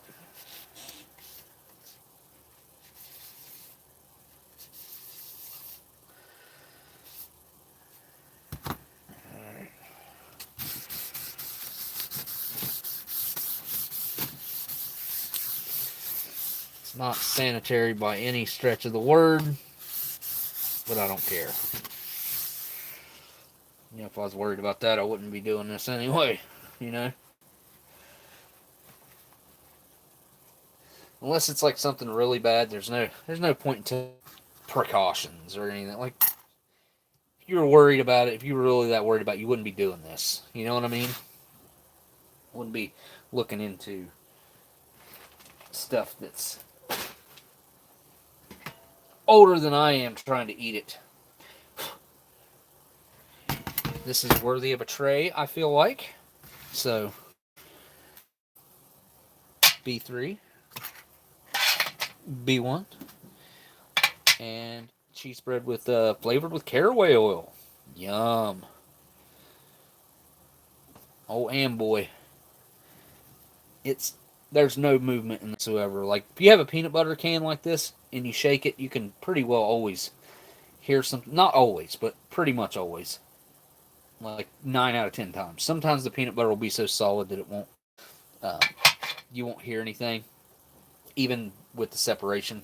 And sometimes, like, I opened a peanut butter recently, I don't know, it's been what, a few weeks ago? Something like that, maybe a month or ago, I don't know. Recently, the last peanut butter I opened on a live stream, I think it was. What the heck is that?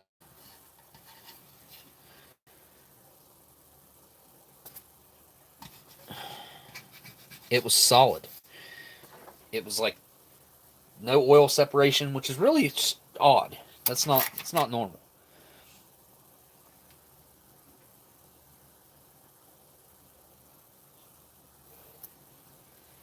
All right.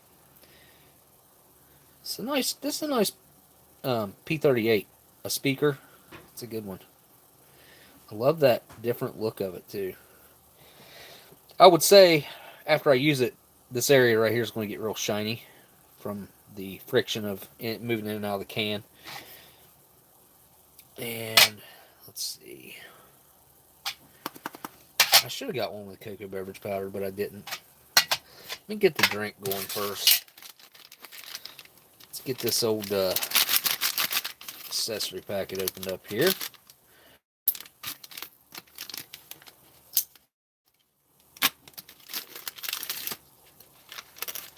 There we go. Take a look at what we got.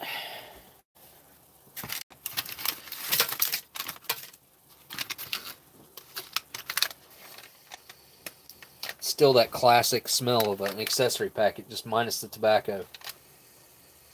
You got the gum, the paper, phosphorus from the matches. It still has that classic accessory packet smell. Like, it's unique. Very faded. Oh, look, there is the interdental stimulator is in here. I didn't figure it would be. Really faded looking thing of matches. White tips. Strike on front versus strike on back. Yeah. DD Bean and Sons. DD Bean and Sons. We got our sugar. Feels good. And our cream substitute that is no good. It's nope.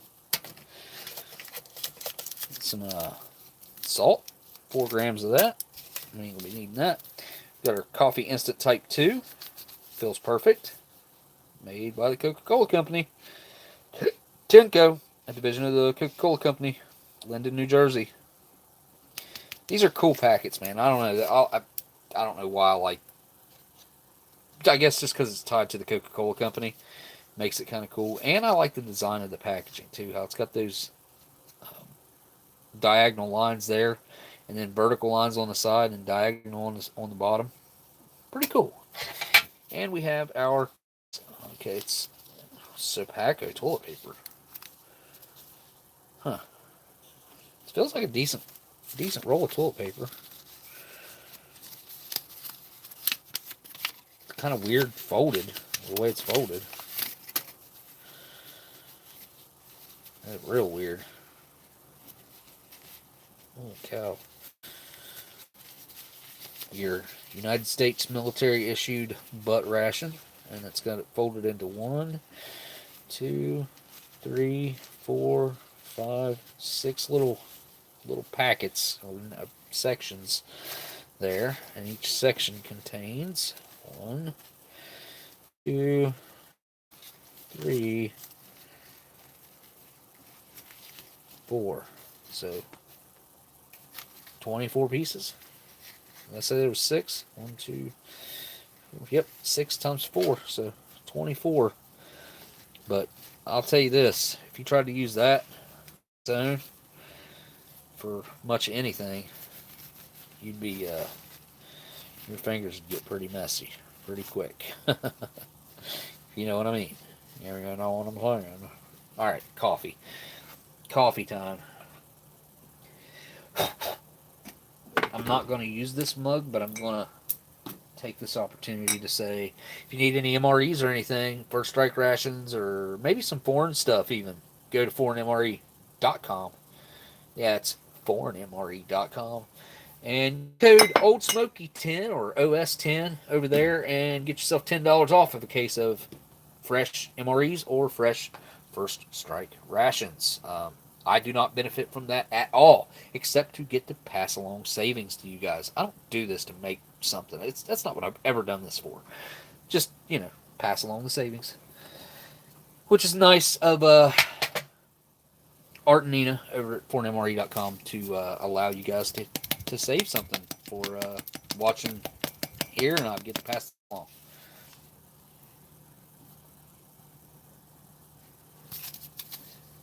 This is going to be a spray dried. Does it say that anywhere?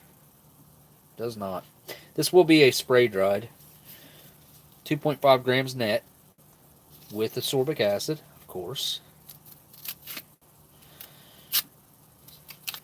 Look at that. Absolutely. Focus. Perfect coffee. Something in my cup. Alright. Watch this. Look at that.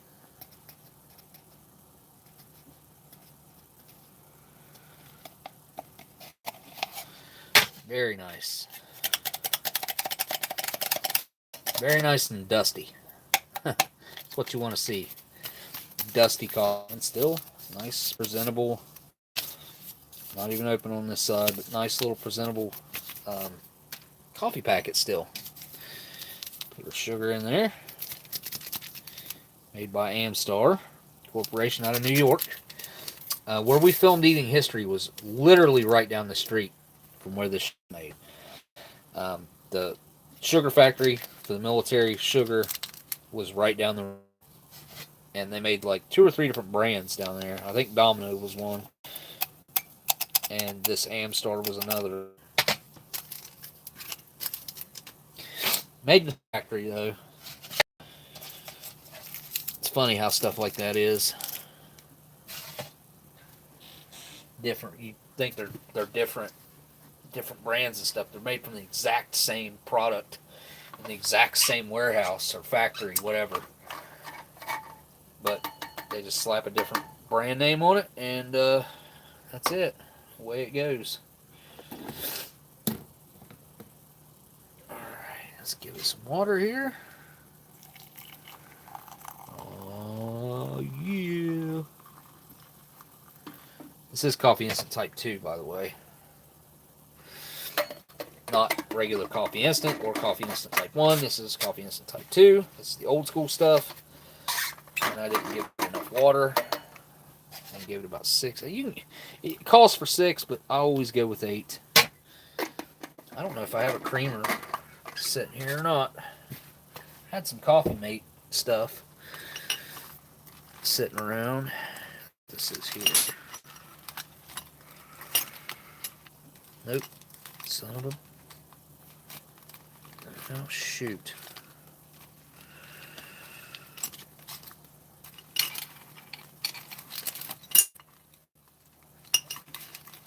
I thought I had some Coffee Mate, but...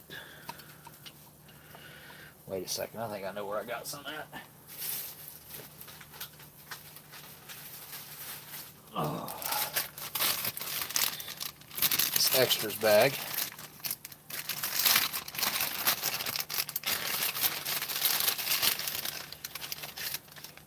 Somebody sent me this bag of extras. And slipping my brain right now who it was. I've got other extras over there I always use my creamers. All I'm finding in here is one coffee. I've used up almost all the stuff that was in here. Oh, there's another coffee. That genial stuff. There's a iced tea, Splenda.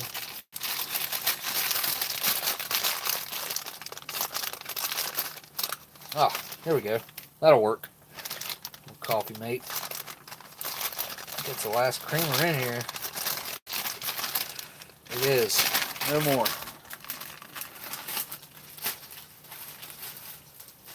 Oh, I'll have to go to a different bag of tricks next time I need a creamer or something.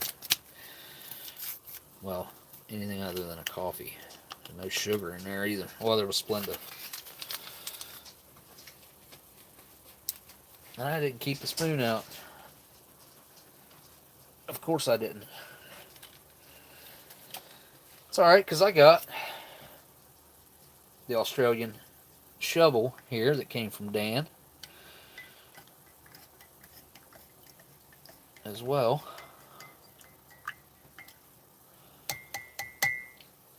Tell me that doesn't look like a good cup of coffee. Yeah, buddy. Yeah.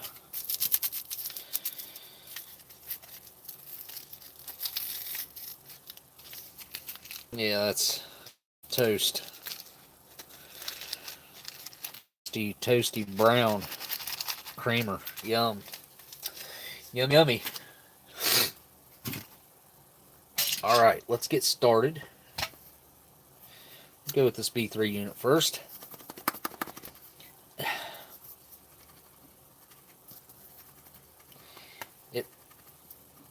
It did sound like it might have a can in it, but now it doesn't. It sounds like it's going to be chocolates of some kind. Let's see how well this P30 looks. Nice. Very tiny little hiss.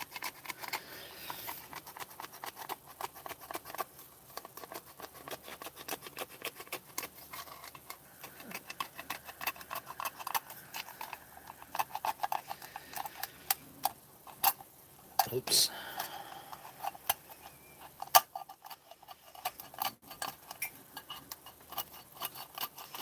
Oh, hey, can I use your can opener?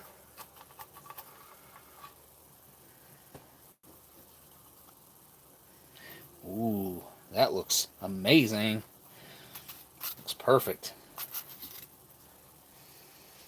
Ooh, that smells good too. It does not smell off at all.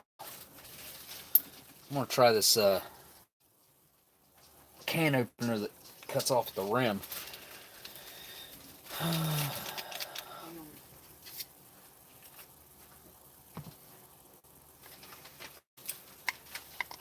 It goes like that.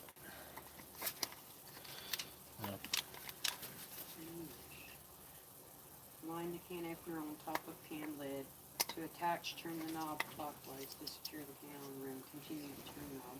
To release from can, turn the knob clockwise. Turn it clockwise? Okay, I got it. Got it locked in. Oops. What's the button for? To release it after you get it off. Okay.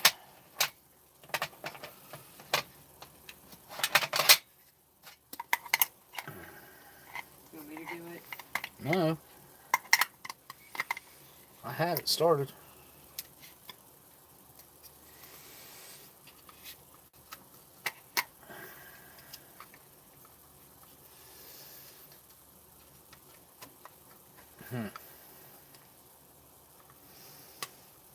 If I'm doing that wrong, I don't know how to use this thing. Now I could get it to pinch in there. There.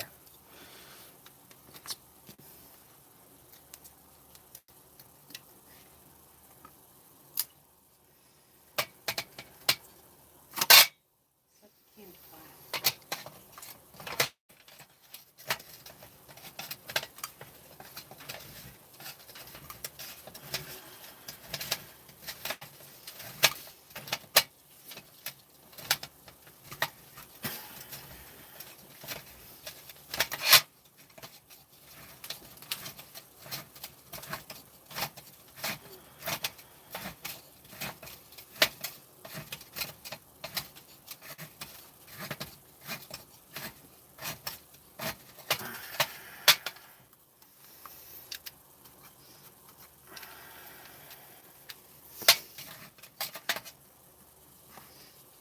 Now it doesn't want to come off. To release the can, turn the Turn knob it off. Yeah, clockwise. opposite. Yeah. Now you use the little teeth on the side of it and the black button to grab the can. There it is.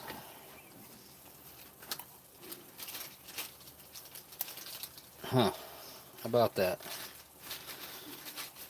This is the B1. This one does not smell good.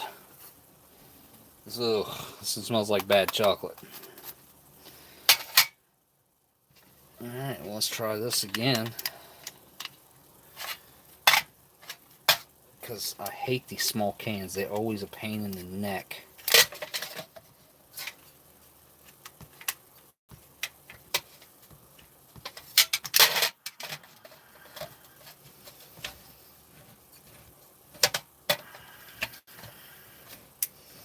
Not wanting to work on it. There we go.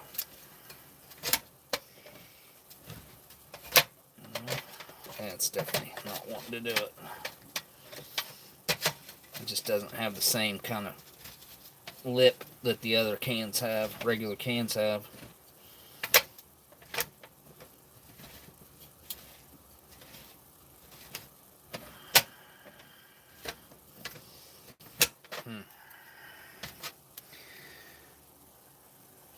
Doesn't look like it cut it.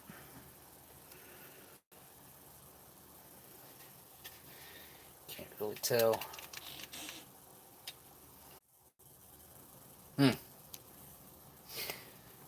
Yay, buddy. That can opener's not going to work on the small can. I don't think. It kind of looks like it partially it did. Hold up.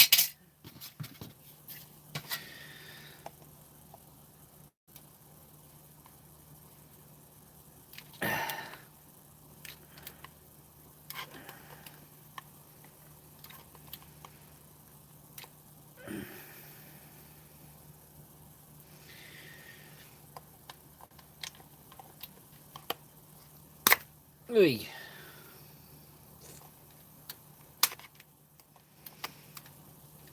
partially did.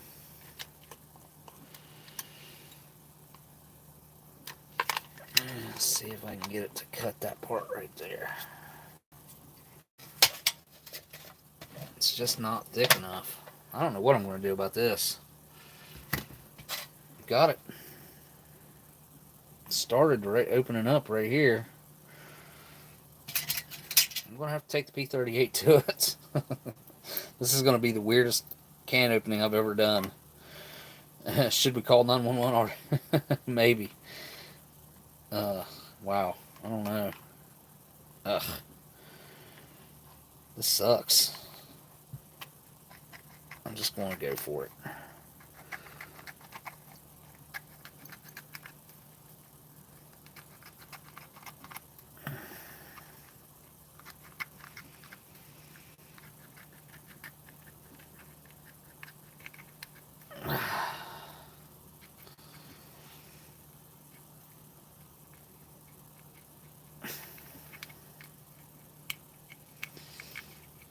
It stinks. Yep. But, wow. Okay, that's got to be washed. But look at that. This is the first MCI cheese that I've ever seen that did not have mold on it. It's a little moist looking, but other than that, like, I gotta scrape that off.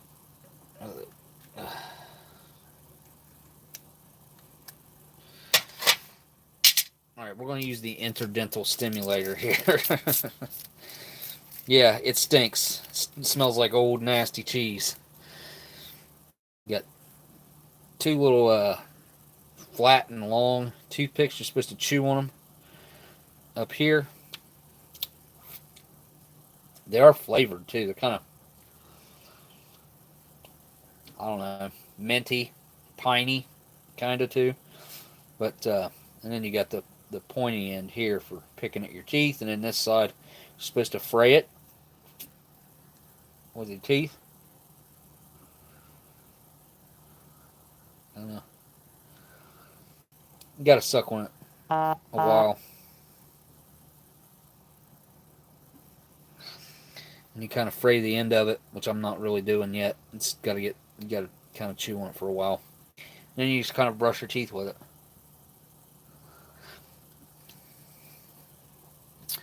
All right. Play with the cheese a little bit. It's actually not bad.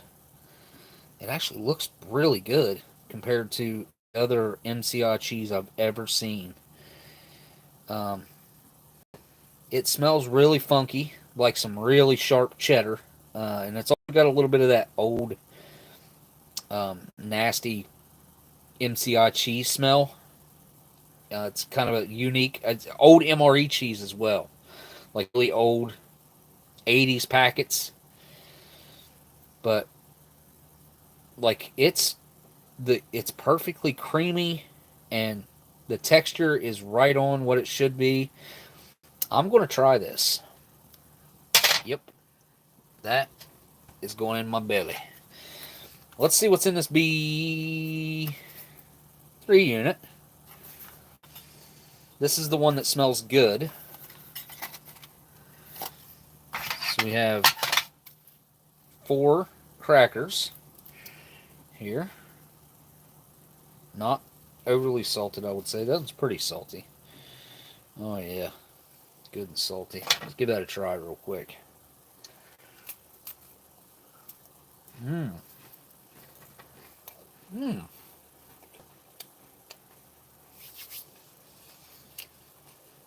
That's freaking awesome. Yum.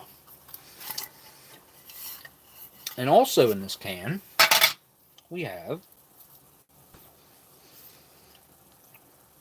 2 candy chocolate discs with butter crunch enriched sweet. Huh? Candy chocolate disc with butter crunch enriched sweet. So like, I assume. Weirdly textured disc there. Who made these? Doubt I'm going to find any more Hershey ones like I found last time. Manufactured by Wilbur Chocolate Company, Incorporated, Litz, Pennsylvania. Very nice aluminum, but this is like much more heavy duty than what I'm used to with these chocolate discs. And wow, looking pretty daggone good, I must say. A little bit of blooming you can see right there, but other than that, like, I mean, really, really good looking disc. And okay, it's got a little bit of that funky smell, just a little bit. But I'll tell you what, this heavy duty aluminum foil, where this is nice heavy stuff, usually it's thin. I would say half the thickness of this or less. I'd say that's probably what helped the crackers stay as good as they are. So let's see what's in this B1 unit. Corrugated papers. Oh, that's not a good sign.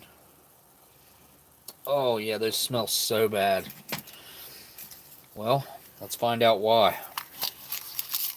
Oh, of course. You put your lime in your coconut. And drink them all up. Put your lime in your coconut. Oh, man. This thing. It smells like... Oh, it smells like really bad sorbitol. Expired. It burns my nose. Like, legit. Makes the hairs in your nose want to curl up.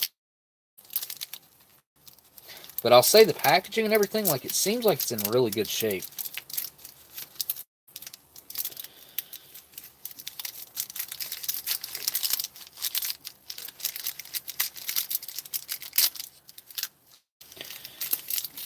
Oh, well.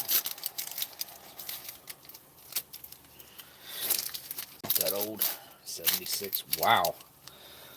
That thing is looking shiny and moist. Like, it looks wet. It is wet. Oily. I would say it's oily.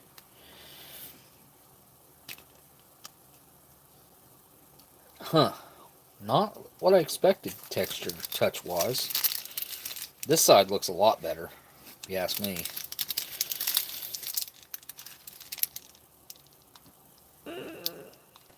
Yeah. Well, it doesn't look as bad as I expected. I will be trying that last. I have a feeling that's going to set my tongue on fire. It actually made my mouth start watering because I know what to expect from that. So, yeah.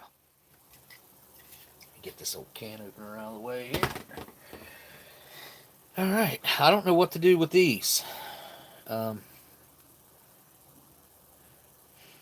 Oh, that's the worst one, probably. I'd say they're all about the same. Honestly, I'll take a top one. I'll give it a try, just to see. We'll see how bad it is.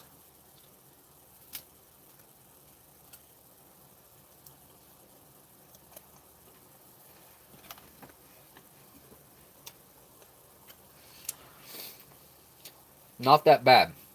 It's got that flavor of the coconut disc, but honestly, it's edible. I would say the nutrition value of that very similar to what it was the day that it was packed. I don't feel like it's lost out. But these here, these are legitimately perfect. I mean, they're so good for a cracker. I don't just sit around and eat bland salted crackers like this in my spare time. But these are killer. These are really good. These would be great with chili. Some spaghetti. This would be really good. Meatballs, beans, and wieners would be really good with these. The salt level in these is pretty high, but the flavor is it's uninhibited by any of the crap that it was with. So it doesn't have any of that weird sorbitol chocolate flavor. Nothing like that has seeped over into these. Now, I'm excited about this actually. Not going to go crazy with it to start with here. I'm going to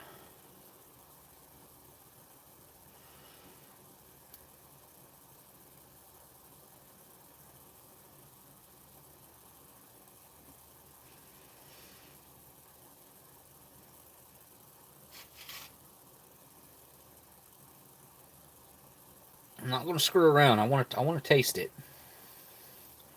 I've never gotten to do this before. So, 46-year-old cheese spread that smells like exactly what you would think. Sour, nasty. I mean, it just does not smell good. It smells like rancid oils, kind of. Very foul, sharp cheese. Very foul. I mean, it's got a really sharp smell to it. I gotta say, it's really, really sharp. It smells like, I don't want to tell you what it smells like. It smells like, it smells like body parts that haven't been washed or something. Like, you know what I'm saying? Like, it smells like foul. Like a unclean person. Down the hatch.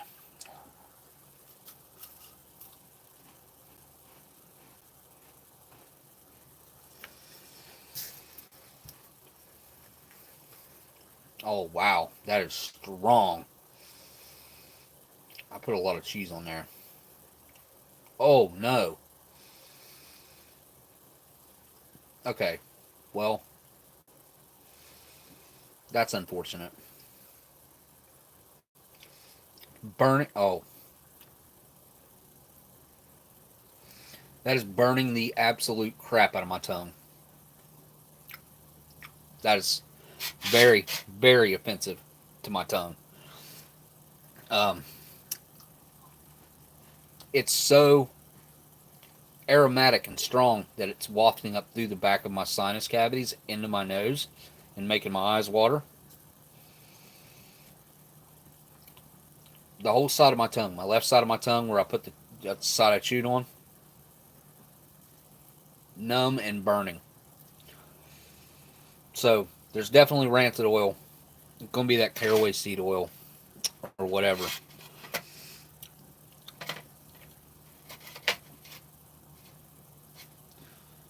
Caraway oil.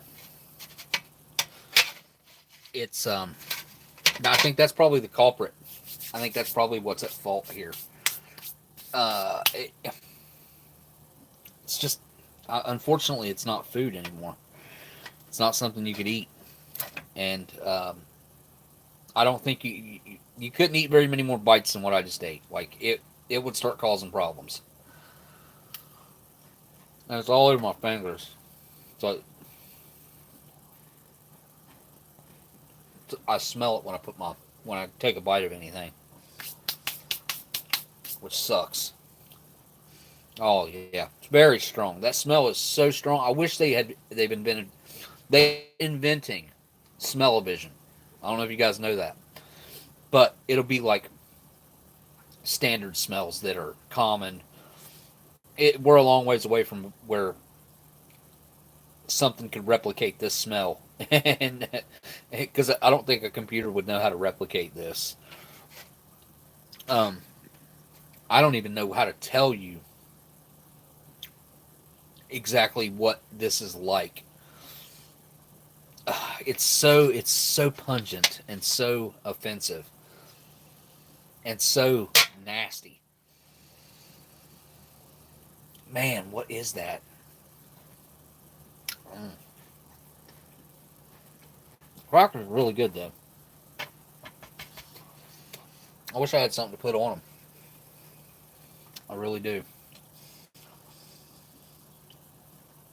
What do I have? Do I have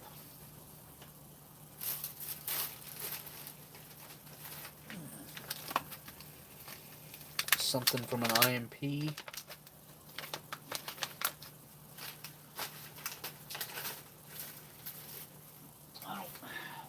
I'd have to go digging. I'm going to have to find some jelly or something to eat with those because they're not going to go to waste. And this will be a really nice disc for display. It's got a really good look to it. I don't know, that aluminum foil that's on there is just, it definitely has a different look to it. Definitely a different feel to it. So it can go on in my display back here because it's definitely different than others that I've had. I don't know where I'm going to put it, but it won't be long and I'm going to have a whole new room to display stuff in. Oh, look at that piece of butter. What do they call it? Butter crunch enriched sweet. Candy chocolate disc with butter crunch enriched sweet. Look at that chunk of butter crunch in there.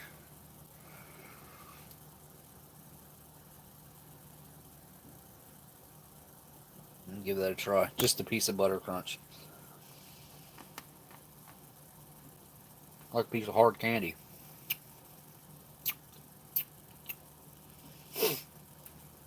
Not really enough there to get a good gauge on it other than it's sweet and crunchy. Definitely crunchy, like a piece of hard candy. I don't know. Here we go. Give this a try. A little bite first.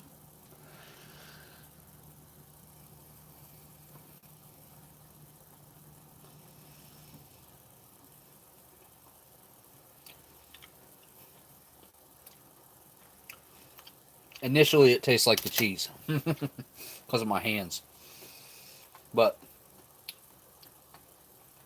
the chocolate, waxy, bland. The candy's nice. No, no. Yeah, that'll work.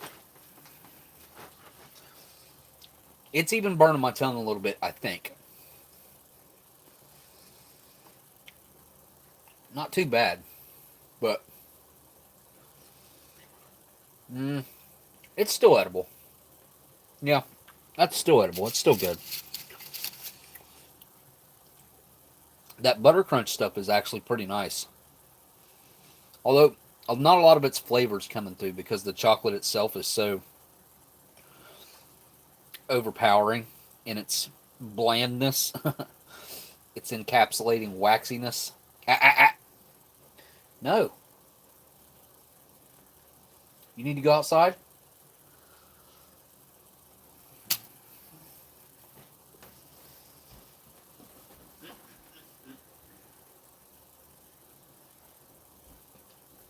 Stop it.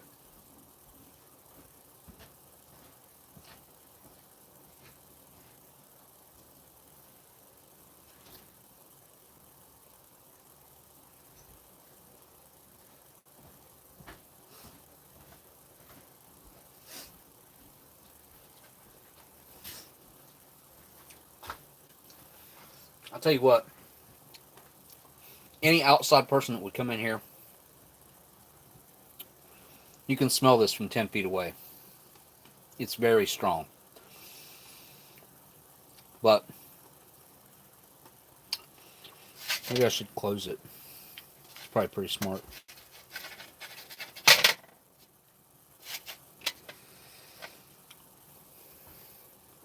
Get it on my finger again. Just that little bit. The chocolate's kind of weird because it kind of goops into like a ball, and then it's got these crunchy bits through it. But where it's so waxy, it's just strange to eat, and kind of leaves a little bit of a residue in your mouth. And it's not because it's old. I don't think that's got anything to do with it. It feels like it's just very poor quality to start with, and it's just, it just, they could have done so much better with this. The Hershey's one that I had was freaking amazing compared to that, and that just shows you the quality of ingredients from this company. This was Wilbur. This was Wilbur versus what Hershey was using. I think the Hershey one was 10 years older than this. I think it was a 60, might have been 62, so it might have been 14 years older. Considerably older, though.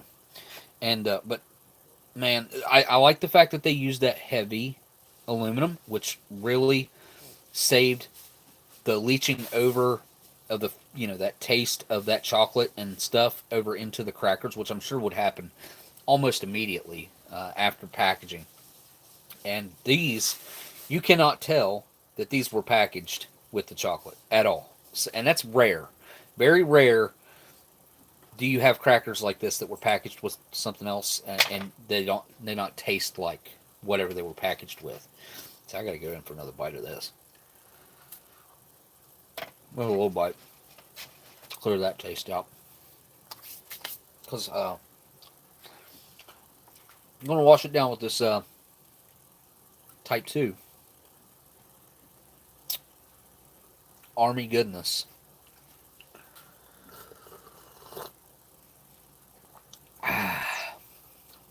Military goodness, whatever you want to say. Natick.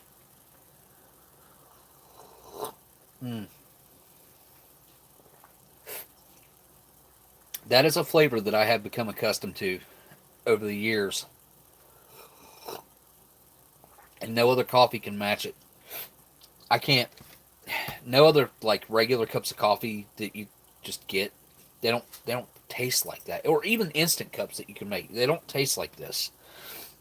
There is a high level of acidity here, and ascorbic acid seems like it's pretty high in this. But the tannins are really nicely. I feel like they're even with everything else, like a nice balance. It's got like this sourness to it. I don't know, man. It's weird. It's very good. Very good coffee.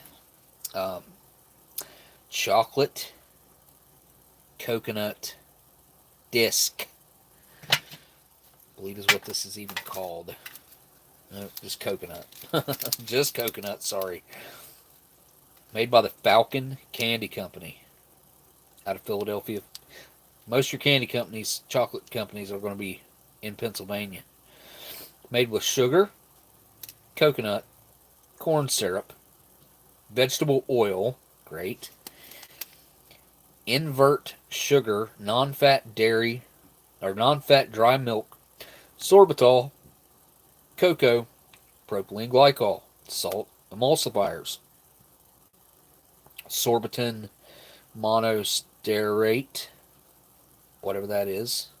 You got, I see, lectin, poly something or other 60, and artificial flavor. Bunch of crap. Just a bunch of stuff that honestly I don't think should be in a chocolate covered coconut disc. But hey, what do I know? I know that this smells like absolute death. This smells like the sourest, most acidic, disgusting. There's just something about this that's really appalling to one's scent, you know, the olfactory glands and your palate, both. I'm hoping that I take a bite of this and it's not anywhere near as bad as it smells. That could be. It happens. Not usually, but it can happen. I'm going to give it a try. Very hard. Very small bite because this stuff is can be really intense.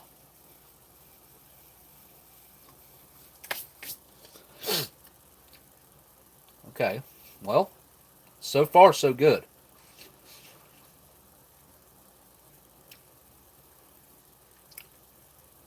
It's the first time I've ever really got a good coconut texture of like biting through the, you know, the pieces of coconut. How, you know, I know most of you guys want to know what that texture is. Kind of crunchy, and then like as you're biting through it, it's just kind of crunch through it.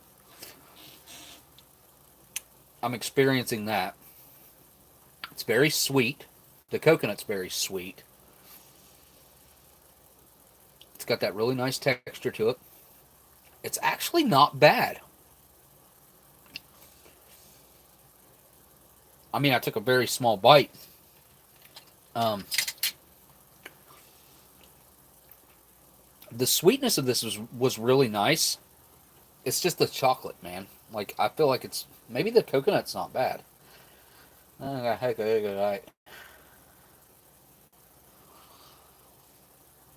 it's very tough.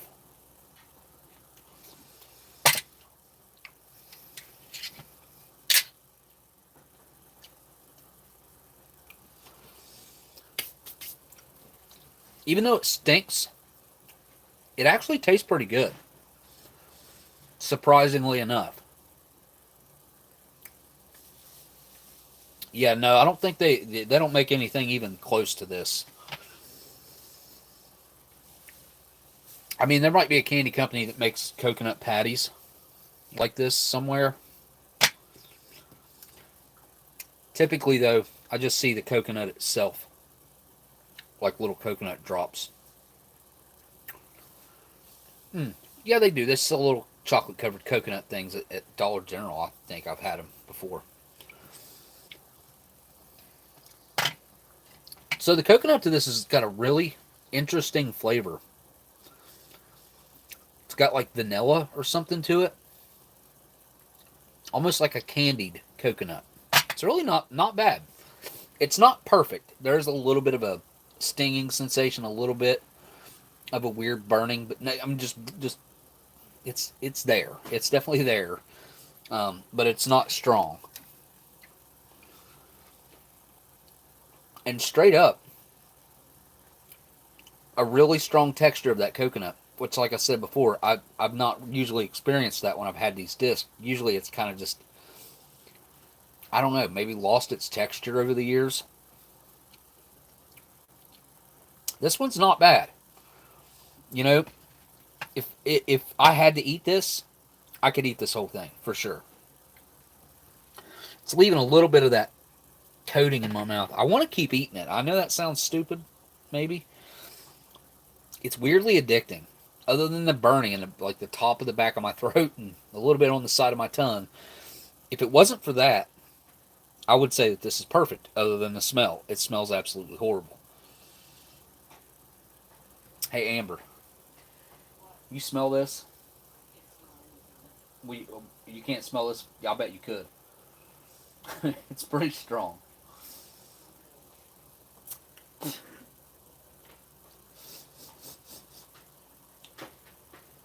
I think I'm going to get the volunteer to give their opinion on the scent. I'm probably going to eat that chunk. Rinse it down real quick, and I'm going to...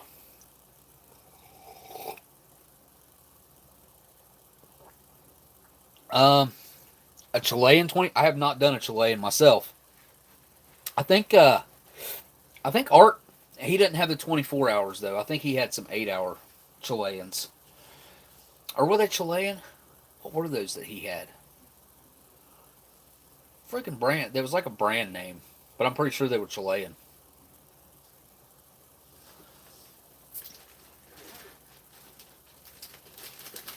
Alright, so I'm going to break out the accessory packet here from pre-1972.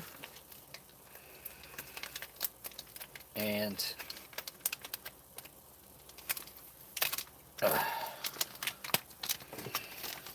break out the old Marlboro. I don't think I've tackled these. I think I just did the one out of here. Yep.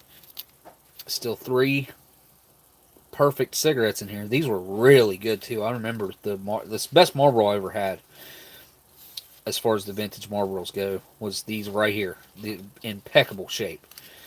The same MCI that I got these out of. I got that B unit out of, and it was in perfect shape if I remember right.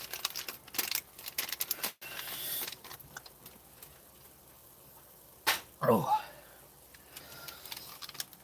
That Marlboro. Just in absolutely perfect condition. I believe these are 1968s. Something like that.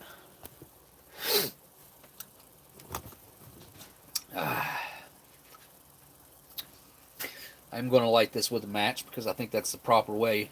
Usually, if I can, I like to smoke the vintage smokes with a match. Oh, my mustache is all weird. Cat, stop it! You stick your claws in me and that hurts.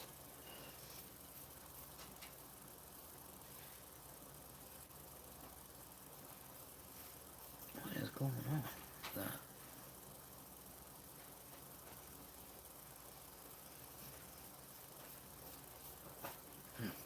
Weird. I had my mustache like curled up into I don't know what they're called. Not a handlebar, but kind of. Yeah, Marlboros just don't do it for me anymore. The new ones are awful.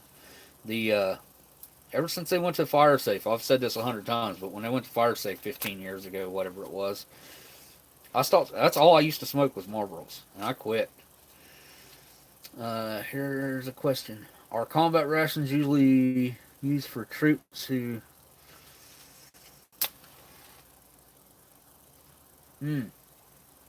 Combat rations are used for everything.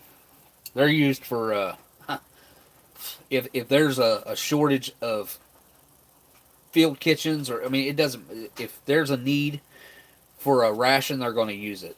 Have you seen some of the stuff with Russia? Which, I mean, they're running out of food. But I've seen pictures of tanks that were blown up, all kinds of the Russian, the White Star IRPs just scattered out on the ground.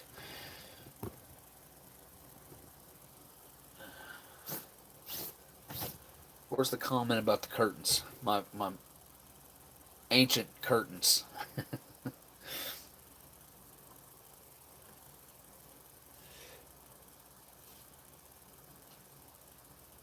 As far as like America goes, we do have some specialized rations, cold weather, which I think they've done away with the LRPs. I think they're all going to be MCWs. I'm pretty sure.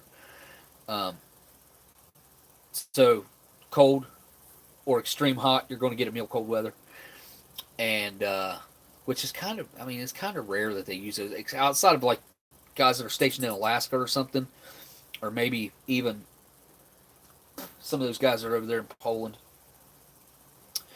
near the Arctic. They might be supplying them with something like that. But all looking like 2015 and 16 IRPs. Really? That old? That's kind of hard to believe. I mean, typically the Russian stuff, like their stuff doesn't hold up that well. Although I have eaten, how old was that? I ate a cat's licking my fingers that smells like cheese. That's weird. Can't believe she's interested in that at all. Huh. It doesn't bother her, that's for sure. But yeah, they pretty much keep their rations pretty fresh. I mean, I would venture to say I can't see the Russians using anything that's more than 3 years old. So, I mean, and that'd probably be pushing it. So anything that's anything older than what, 2018 or 2019, 2020, something like that, I'd say I can't see them using that. I'm still hoping my Russian winter ration doesn't get over. It looks like it's moving through the Russian Postal Service. Hopefully it makes it to me. Did you order it pre-war, Daniel? I wonder. I'm just curious. I would advise anybody from ordering from Russia right now, just because of our customs, if nothing else. If nothing else, they may be able to go through the motions and do everything exactly as planned over there. But I feel like people over here have an agenda with Russian people, which is stupid. I don't get that, because you don't know what their beliefs are, their thought. You know what I mean? Like it's it'd be like everybody hating us because of what happened in Iraq, or whatever. Which I know there are people out there like that. So and I know there are people out there that hate people in Russia because they're Russian. I don't think that's fair. But I would probably, my own personal thoughts on the matter, what I will do or not do, I probably won't order anything from Russia until things are chilled out and cool again. Because, like I said, our customs agents, they see something coming in from Russia, they're immediately red flag. Oh, they're going, oh, what's this? Oh, Russia. Just because it's on their mind, if nothing else. You know what I mean?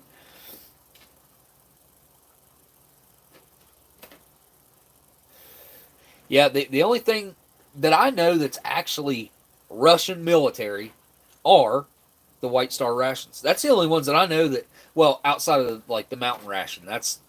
But I'd say they rarely give those out. I would say the cost of one of those versus the cost of the regular everyday White Star military, Russian military ration, I would say that the mountain ration probably cost them double to triple to produce, because of the packaging and the amount of calories and everything else that's in there. So, I mean, it's only like 1,000 more calories, but still.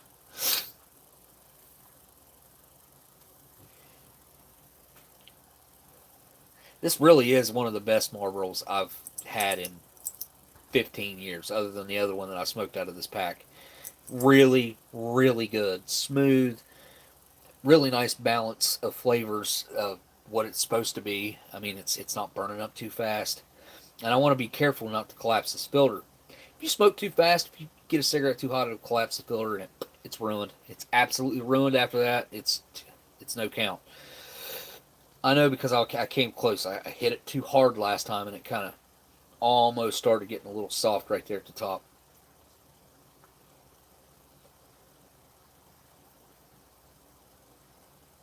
It's strong. I will say that. It's not for the faint of heart. Last time I smoked one of these, I think it kind of gave me a little bit of a head rush, head change.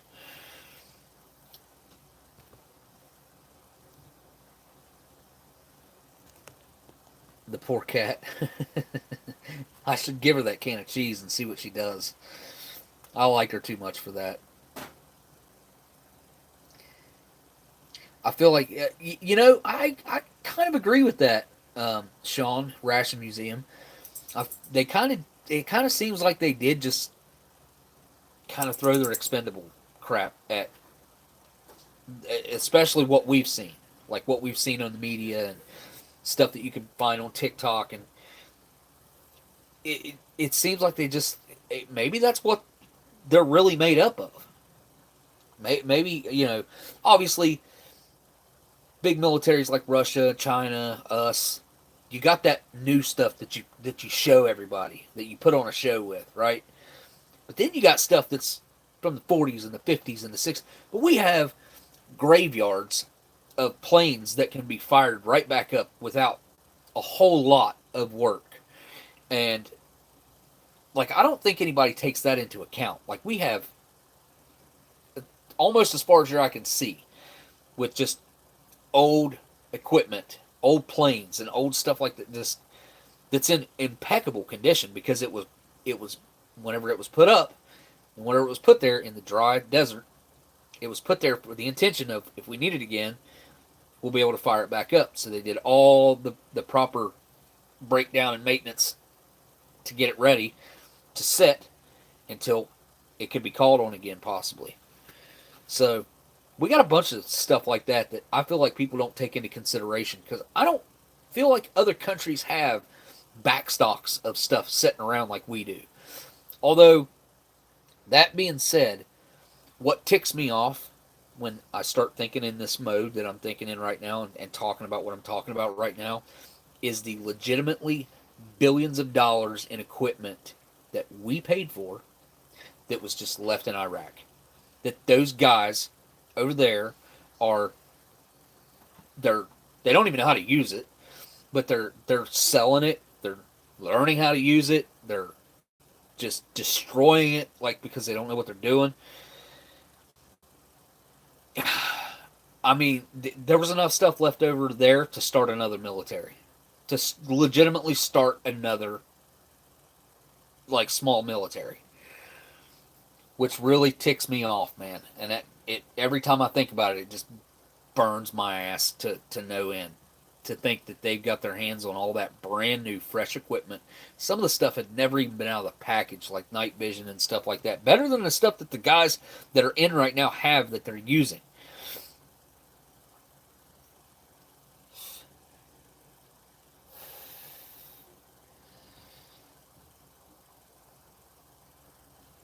Yeah, Spicy says, good luck getting it past customs. I hope that that's not the case.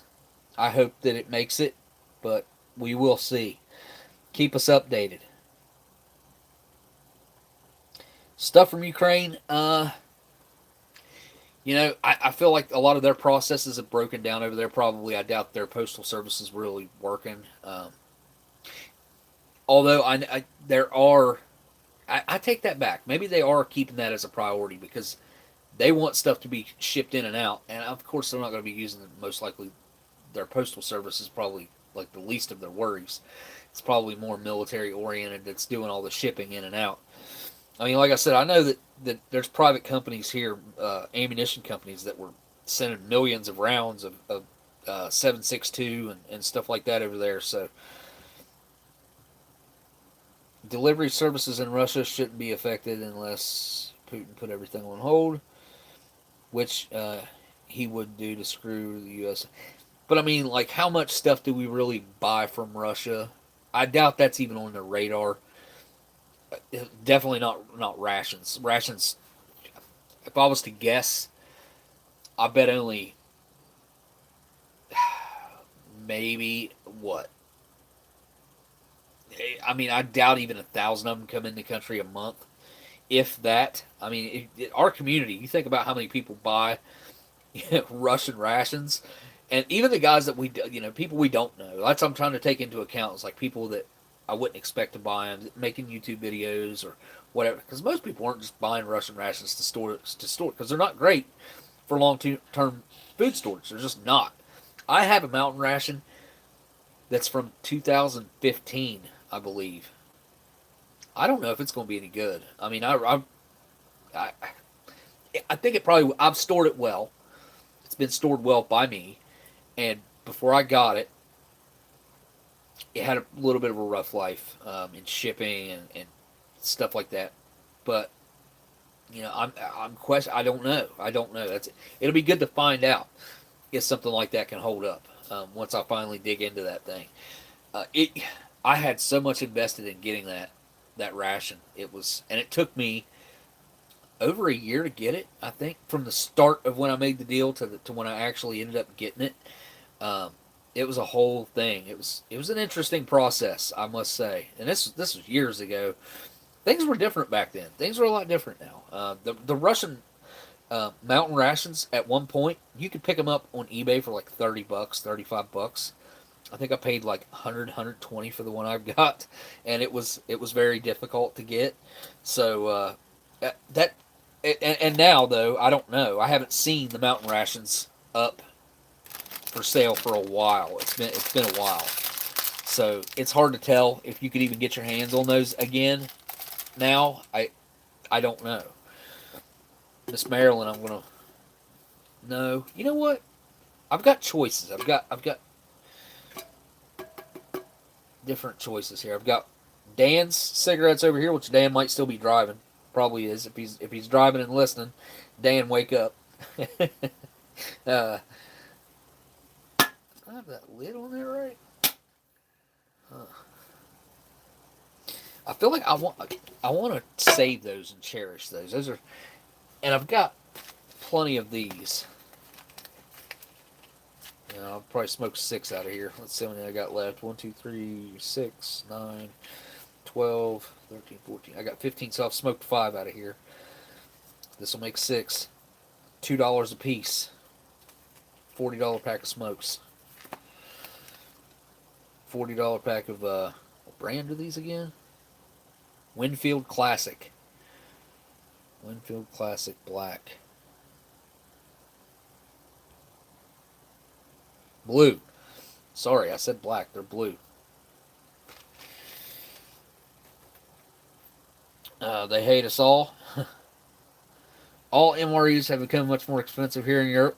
I heard delicious. So I got it like right. I got in right before everything started, and luckily I had Delicious find me some SRGs because I love SRGs. SRGs are one of, if not, they're better than French rations by far, in my personal opinion. French rations, you got a bunch of little candy bars and crap like that in there. If that's what you like, cool. I'm all about the mains. I'm all about like what's got the best main dishes. Now, French rations, I had an amazing lasagna out of a French ration on a live stream here. And it was, I mean, it's by far the best canned anything like that I've ever had. I mean, it just blew, it was like gourmet. Really good. But every time that I've had an SRG, every single main that I've opened up and ate has been killer. And I lucked out and got a case of the of Menu 5s a year or two ago, probably a couple years ago now. And I didn't know what I was getting. I had no idea what the mains were going to be. I didn't even know what menu I was getting until I got it. But Delicious got me a case of Menu 5s. and they have the chicken breast and cheese sauce in there, and oh my god, it's it's great food. It's perfect for me. Like it's one of my favorite mains out of a international ration by far. It's so flavorful, and it's just the chicken is nice and juicy. Oh, my mouth is watering. I have one menu 5 left that I've been saving. I just had Delicious get me 3 more. I don't know what menus he got. I have no idea. Maybe he got me another menu 5 because I like those are in my long-term food storage. That is something that if you know, crap hits the fan, I'm going to have some SRGs to fall back on. So, well, one. Actually, I've got another menu too. I've got a 5 and something else. I think a 7. So, just absolutely every time I'm blown away every time I dig into an SRG.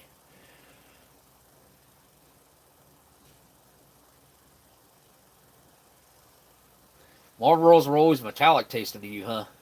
They didn't used to be. They didn't used to be. Not down here.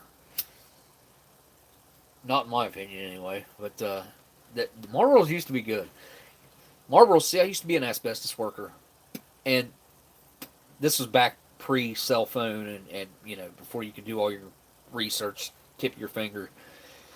We used to have classes and meetings and stuff, but they would be talking about. There was part of a class that I took that was and they talked about cigarettes, and they talked about the different brands, and Marlboro. They done a test on all the cigarettes, and out of all the cigarettes, Marlboros had hundreds of thousands less chemicals that showed up in the tests. They were like the cleanest tobacco, filtered cigarette tobacco, and that was before they did the fire safe crap. I don't know what they done. I mean, I know obviously they changed the paper, but it ruined them. It absolutely ruined them, and they never tasted the same after that. And now, like, if you light a Marlboro, a new, fresh Marlboro, which I bought a pack recently, but they'll burn up really, really quick. Like, if you set one down, it'll continue to burn. Like, it's going out of style real fast. The cherries fall off of them. They're not good. I mean, they're just not good. The quality suck. Always smoked Camel. See, I back in the day, I would smoke Camel Wides. Like, I would buy a pack and they'd last me a week or two because I would smoke one Camel Wide just on occasion because they were so strong. But like regular Camels, they have this pea taste because, and I didn't know this until, I don't know, I've probably known it like 8, 9 years, 10 years, something like that.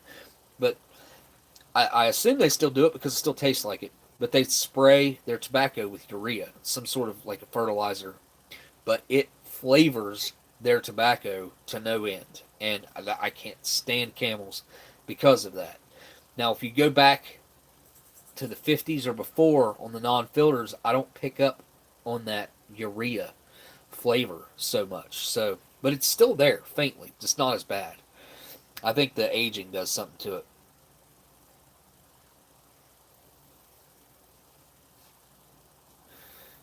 Why did the Americans go to war with Vietnam but only have the Cold War with the communist Russia? I can't explain anything that the U.S. government does because they're all idiots. Anybody that holds a political office that is a career politician that's making decisions on our behalf, they're not really making decisions on our behalf. It's not stuff that we would decide to do as everyday citizens. And back before the information age like we're in now, where you can see things happening and you get everything's right at your fingertips. It's really, you still don't know what to believe. But back then, like, they made a business of lying to us. Like, everything that they said and done had a healthy dose of BS injected into it. If not, the entire thing was all BS. So, my personal opinion, It was all it's always all driven by money. And what's going on right now are the big rich people are getting richer, and they're making the poorer and middle class poorer. They're making everybody struggle except them. They have no clue what it's going to be like to struggle through a day to day. And when was the last time you think one of them politicians went out and filled up a car with fuel and was worried about whether or not they have enough money in their bank account to actually fill their tank up? I'll bet never.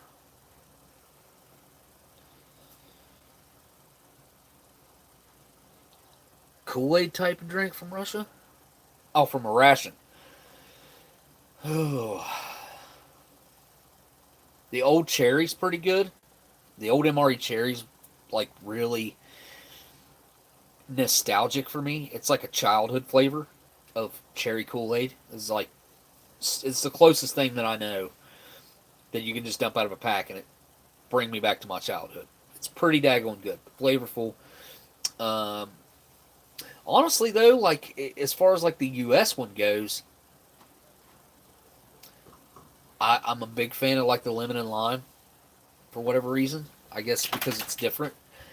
The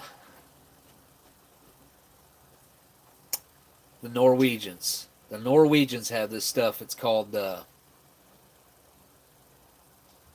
starts with an S. It's raspberry flavored. I cannot remember the brand name of it, or if oh, man, what is that stuff called? The Norwegian rations have these packages of drink powders that are absolutely awesome. Really good stuff. The British actually has some pretty good raspberry too. There's a couple raspberry drinks that I really like in the Norwegian and and I'll tell you another one that I really like. This is one that most people don't like, but I like it because it tastes natural. It tastes like fresh squeezed, and that is the German grapefruit drink. The German grapefruit is the closest thing that comes out of a powdered pack to have an actual fruit juice that I've had. And Kaylin Strain sent me, she sent me some grape. They're United States. They're out of a UGR, is what they are. They're out of like a UGR breakfast, but they're 40% grape juice, so they're actually 40% real juice, dehydrated or freeze dried, and then the rest of it's like sugar and stuff like that. Those are actually really, really good. So, but you can't get your hands on those. That's the problem with that one. You just can't find them. The only ones I've ever seen is the ones she sent me. So, I've never bought UGR anything though. I've never bought breakfast. I mean, I have some cakes and some mains and stuff like that, but I've never bought like the full kit with the trays and the cups and the silverware and like 3 full mains, 3 cakes, and just like the whole ordeal. It's a bit more complicated. Yeah, well, I don't know what you're talking about. Probably. Stopping the communism spread. Yes. Communism's bad. For sure. And it seems like a lot of people have forgotten that. Or they've been taught the opposite. It's so simple to talk to people who have dealt with it, that have lived it, that have lived through it and escaped it, that will tell you what the problems are, what they lived through, what they hated, what they dealt with. And then it's also pretty simple to read the history books. Like, read what really happens when it's not good. It's just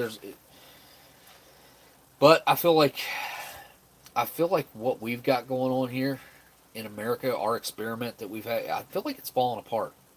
It's not our fault that it's falling apart. It's being taken advantage of by people that are able to take advantage of it, to twist the system, and just kind of the way they printed money is, and we should have never went off the gold standard ever. That should have never been allowed. We should have always had to have precious metals to back up every single dollar that we printed. Period. End of story. And if we get knocked off the petrodollar, everybody in America is in for a rude awakening, including myself. Everybody. It doesn't matter. It ain't going to matter if you're a politician or you're the president. You're in for a rude awakening because you can only escape that crap for most likely 4 years. Because if you get us knocked off the petrodollar, there ain't no way they're getting elected back in there.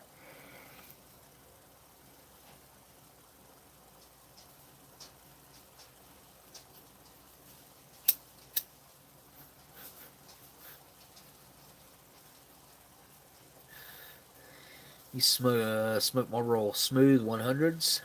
Smooths.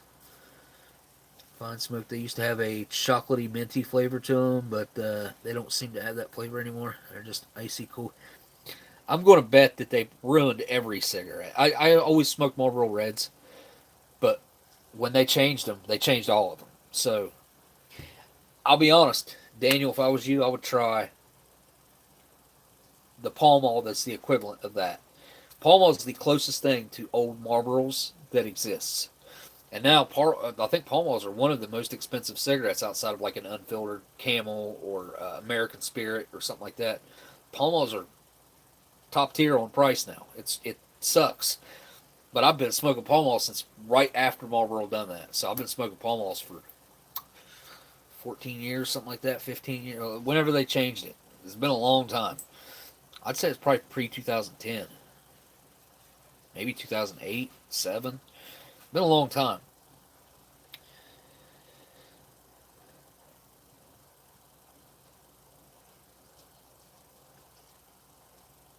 Oh yeah, not just planes. I'm sure I'm sure we got graveyards of other equipment, tanks and armored vehicles and stuff like that. I'm sure. Rumors in Russia is throwing out the weak stuff in Ukraine to test out strategies and train the men to gain experience, saving the good men and equipment for later battles long term. Yeah, see, that's what scares me too. What their end goals are, if they're planning on teaming up with China. And obviously, if that's the case, we're in their sights. And it's because our administration that is running the country right now, they've got another 1,030 days or 1,031 days in office. That scares the bejesus out of me. It's too long. It's already been too long. Look what they've done in the amount of time they've been in there already. They have flipped our country upside down. Like, legitimately, it's upside down from what it was a year and a half ago. Like, it's unrecognizable, pretty much. If you were time traveling and you went from, I don't know, let's just say the end of 2020, November, December 2020, to now, like, you'd be like, this is America? What is going on here? This is crazy. Russia's turtling up right now. Cran grape drink mix is your favorite. Cran. Oh, the little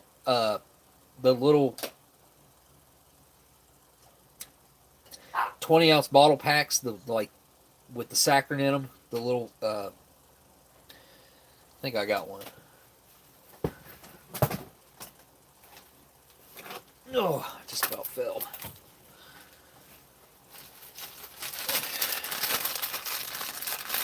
I don't know if that's what flavor this is or not. I can't remember. Cran. Did you say cran raspberry? Cran apple. Cran grape. I don't know if I know what you're talking about.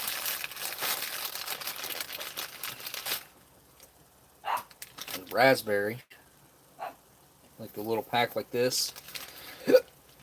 But there's like two different fruits.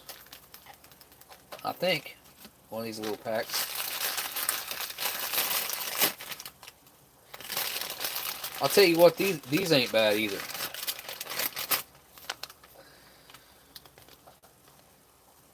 I'm a pretty big fan of the spiced apple cider. Pretty rare, actually. It's not something that was very common in the MREs, but the spiced cider is pretty good. Some hot water. cold day, cold night. Oh, it hits the spot. Just as, yeah, maybe not just as good as coffee. Coffee's got that wake up factor to it. It's got the caffeine, but it's definitely a soothing drink for bedtime or whatever. Spiced apple cider is a good one.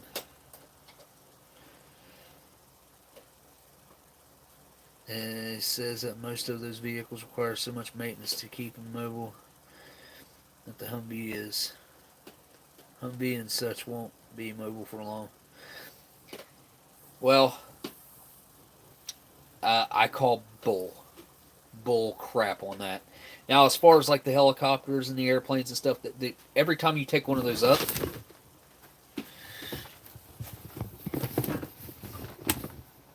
it requires thousands of dollars worth of maintenance. Like that's just how a jet and a helicopter with jet engines on it. That's how they work.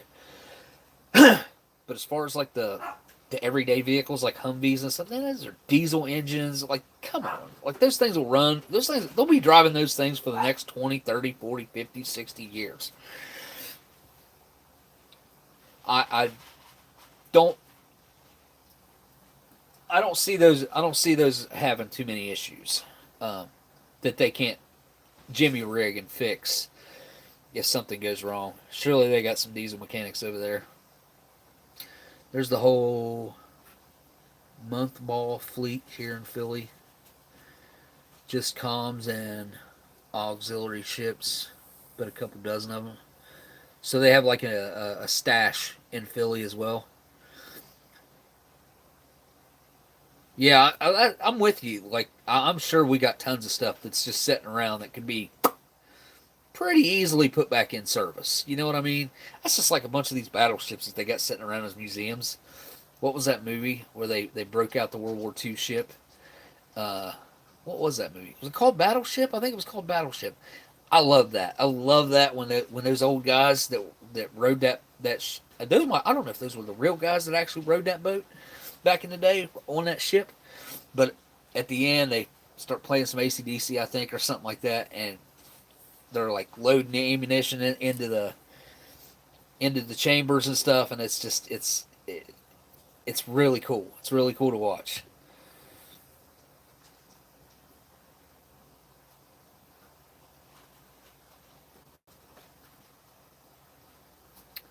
I don't think when an elected leader chooses to run their country is punished by war. I don't understand MC. I had considered trying again to order a Polish off-road ration from Poland, but I may hold off. I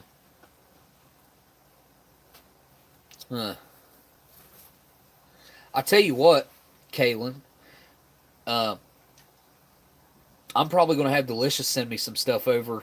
I could probably get it in my box and just have them ship it over. You know, there's a chance it might get lost, but I'm sure I could probably have him pick that up and throw it in there.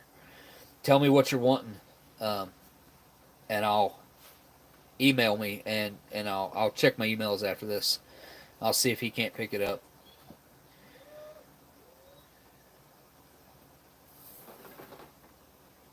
What is it? Most stuff seen on eBay is donation only. No products coming out. Oh yeah, of Russia, no, Poland, no. Ukraine stuff. I know that there were people in Ukraine that were just like, still had their stuff listed on eBay, but if you read, it's like we'll take your money if you want to give it to us, but we're not going to send you anything. I mean, it's cool to want to help somebody out, but that's kind of like weird. Just kind of weird. I guess it's an angle that they can get money donated over there. I guess. I don't know.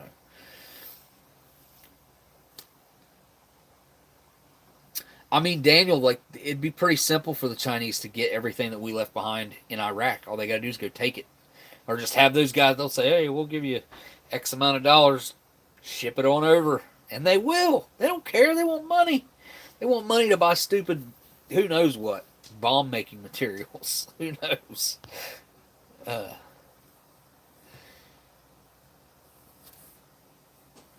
We buy metals from Russia. We buy all kinds of stuff from Russia. And you know what? I found this out yesterday or day before. The sanctions that have been put in place on Russia don't take effect until June 24th, my birthday. Why are the gas prices up already if they don't even take effect until June 24th? What are we doing here? It's all a big freaking lie. It's all bull. It's all bull. Which the sanctions put in place on Russia would not cause the prices to go up the way they have on fuel, on natural gas and fuel and stuff. It doesn't make sense. Does not make sense. The gas prices were on their way up anyway, shooting up, and this was their reason to just turn it loose, break it loose. And it can all come back to one administration causing all this problem. Like, we were energy independent. Like, I can go down the list. You've all heard it. It's all true, though. Think about how you were living a few years ago, a couple years ago. Vodka, caviar, Russian furs. Yeah, we can live without all that crap. Not a big deal. We can make plenty of alcohol right here in West Virginia, Kentucky, and Tennessee.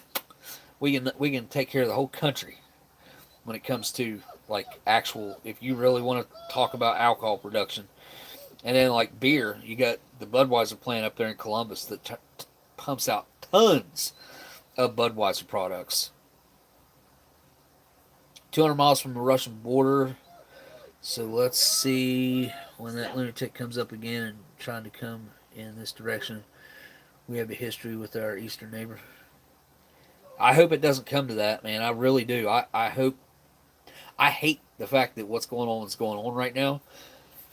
But I will say I don't know. I don't want to speak on it because I don't know. I don't really know what the real story and what the real deal is. If that makes sense. Like, I see what they show us, and I see what they want us to know and what they want us to believe. But I also have my suspicions because I've also seen some other stuff that most certainly makes me question motives and reasons behind everything. I linked a video last week. If you guys didn't watch that, I highly suggest checking it out. And it was on, I think the guy's name, I think this channel's called I Am John Collin, or I don't know. I'll look it up real quick. I actually, you know what? I'll just find the video and maybe I will. Maybe I will.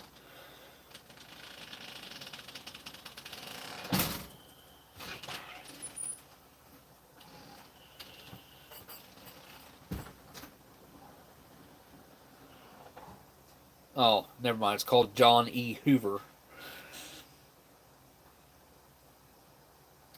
This video was 8 days ago.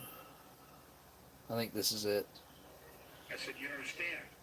This is the one. It's got the laptop. The guy that owned the shop where the laptop was dropped off, and his dad and his uncle, both full bird colonels that were involved in this, trying to tell them, like, look, they're involved in some really shady stuff in Ukraine and Russia, and like Hunter's taking all these bribes, and it says right in there in the emails that he's putting money away for Joe. Joe's directly involved in this, and he knows what he's so freaking lost now. Who knows? But the evidence is so, and I've been paying attention to this ever since it broke. What they done to old Rudy Giuliani, which I don't really like him anyways for what he done back in 2001, but he did clean New York up. I will give him that, and he did do some pretty decent stuff when it came to 2018, 2020 with Trump. All right, let me copy this link. I'm gonna come over here. I'm gonna share this link with you guys. 26 of you folks in here. I highly recommend checking this video out. If you guys have any interest at all in what's going on right now, this video is worth the watch. There's an amazing interview, press conference that happened over in Ukraine like 8 days ago now that will blow your freaking mind. I think that the interview or the press conference happened probably 9 days ago now. But man, they brought some receipts and they brought some freaking some audio, and like it's It's amazing. Oh man, I put the wrong thumbnail up, guys. This is way the wrong thumbnail on my live stream. That sucks. Oops. Alright. Put this in the chat.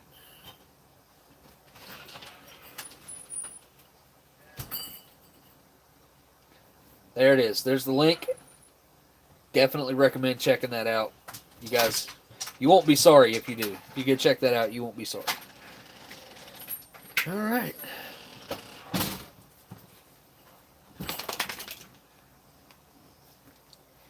I'm going to check out now. It is time for me to clean up my mess. And, well, it's almost midnight. So, I appreciate all you guys hanging out. Dan, I hope you have a safe trip. You're driving to Melbourne, I believe. You guys send me pictures of the new ride. I don't know what you got, but it's probably something cool. But,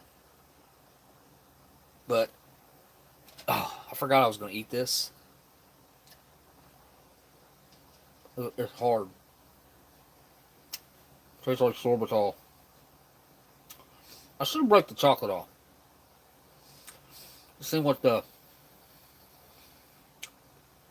just the coconut would be like.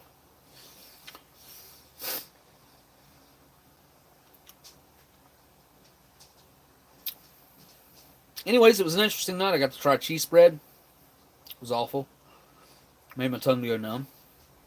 Coconut disc is actually edible. Chocolate tastes like a wax ball. Crackers that were perfect. I'm going to go find some jam, some strawberry jam, and I'm going to eat the rest of those because they're unusually good. And, yeah. Thank you guys for hanging out all this time. I don't know if Ration Museum's doing a live stream tomorrow, but if he is, come and hang out on his live stream. I hope to see you guys there.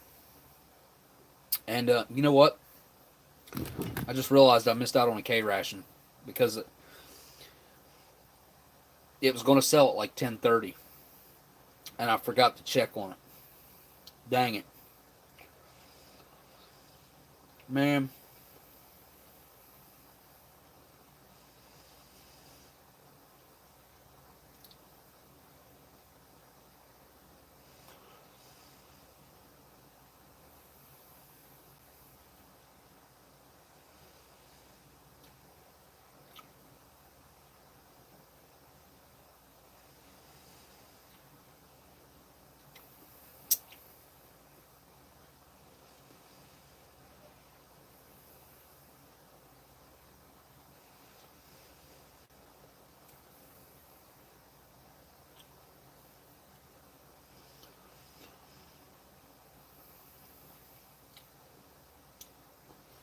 It's a little off. Definitely burning my throat a little bit.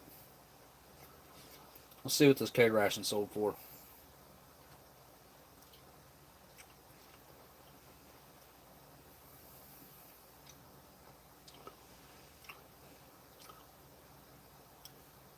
I've been looking at the new Camaros. I kind of want one. I've heard they're pretty awesome.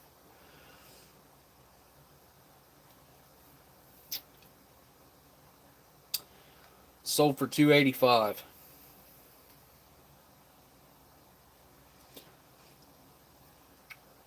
It's a bit more than what I'd want to pay, but honestly, today's times and the way things are, I probably would have bid.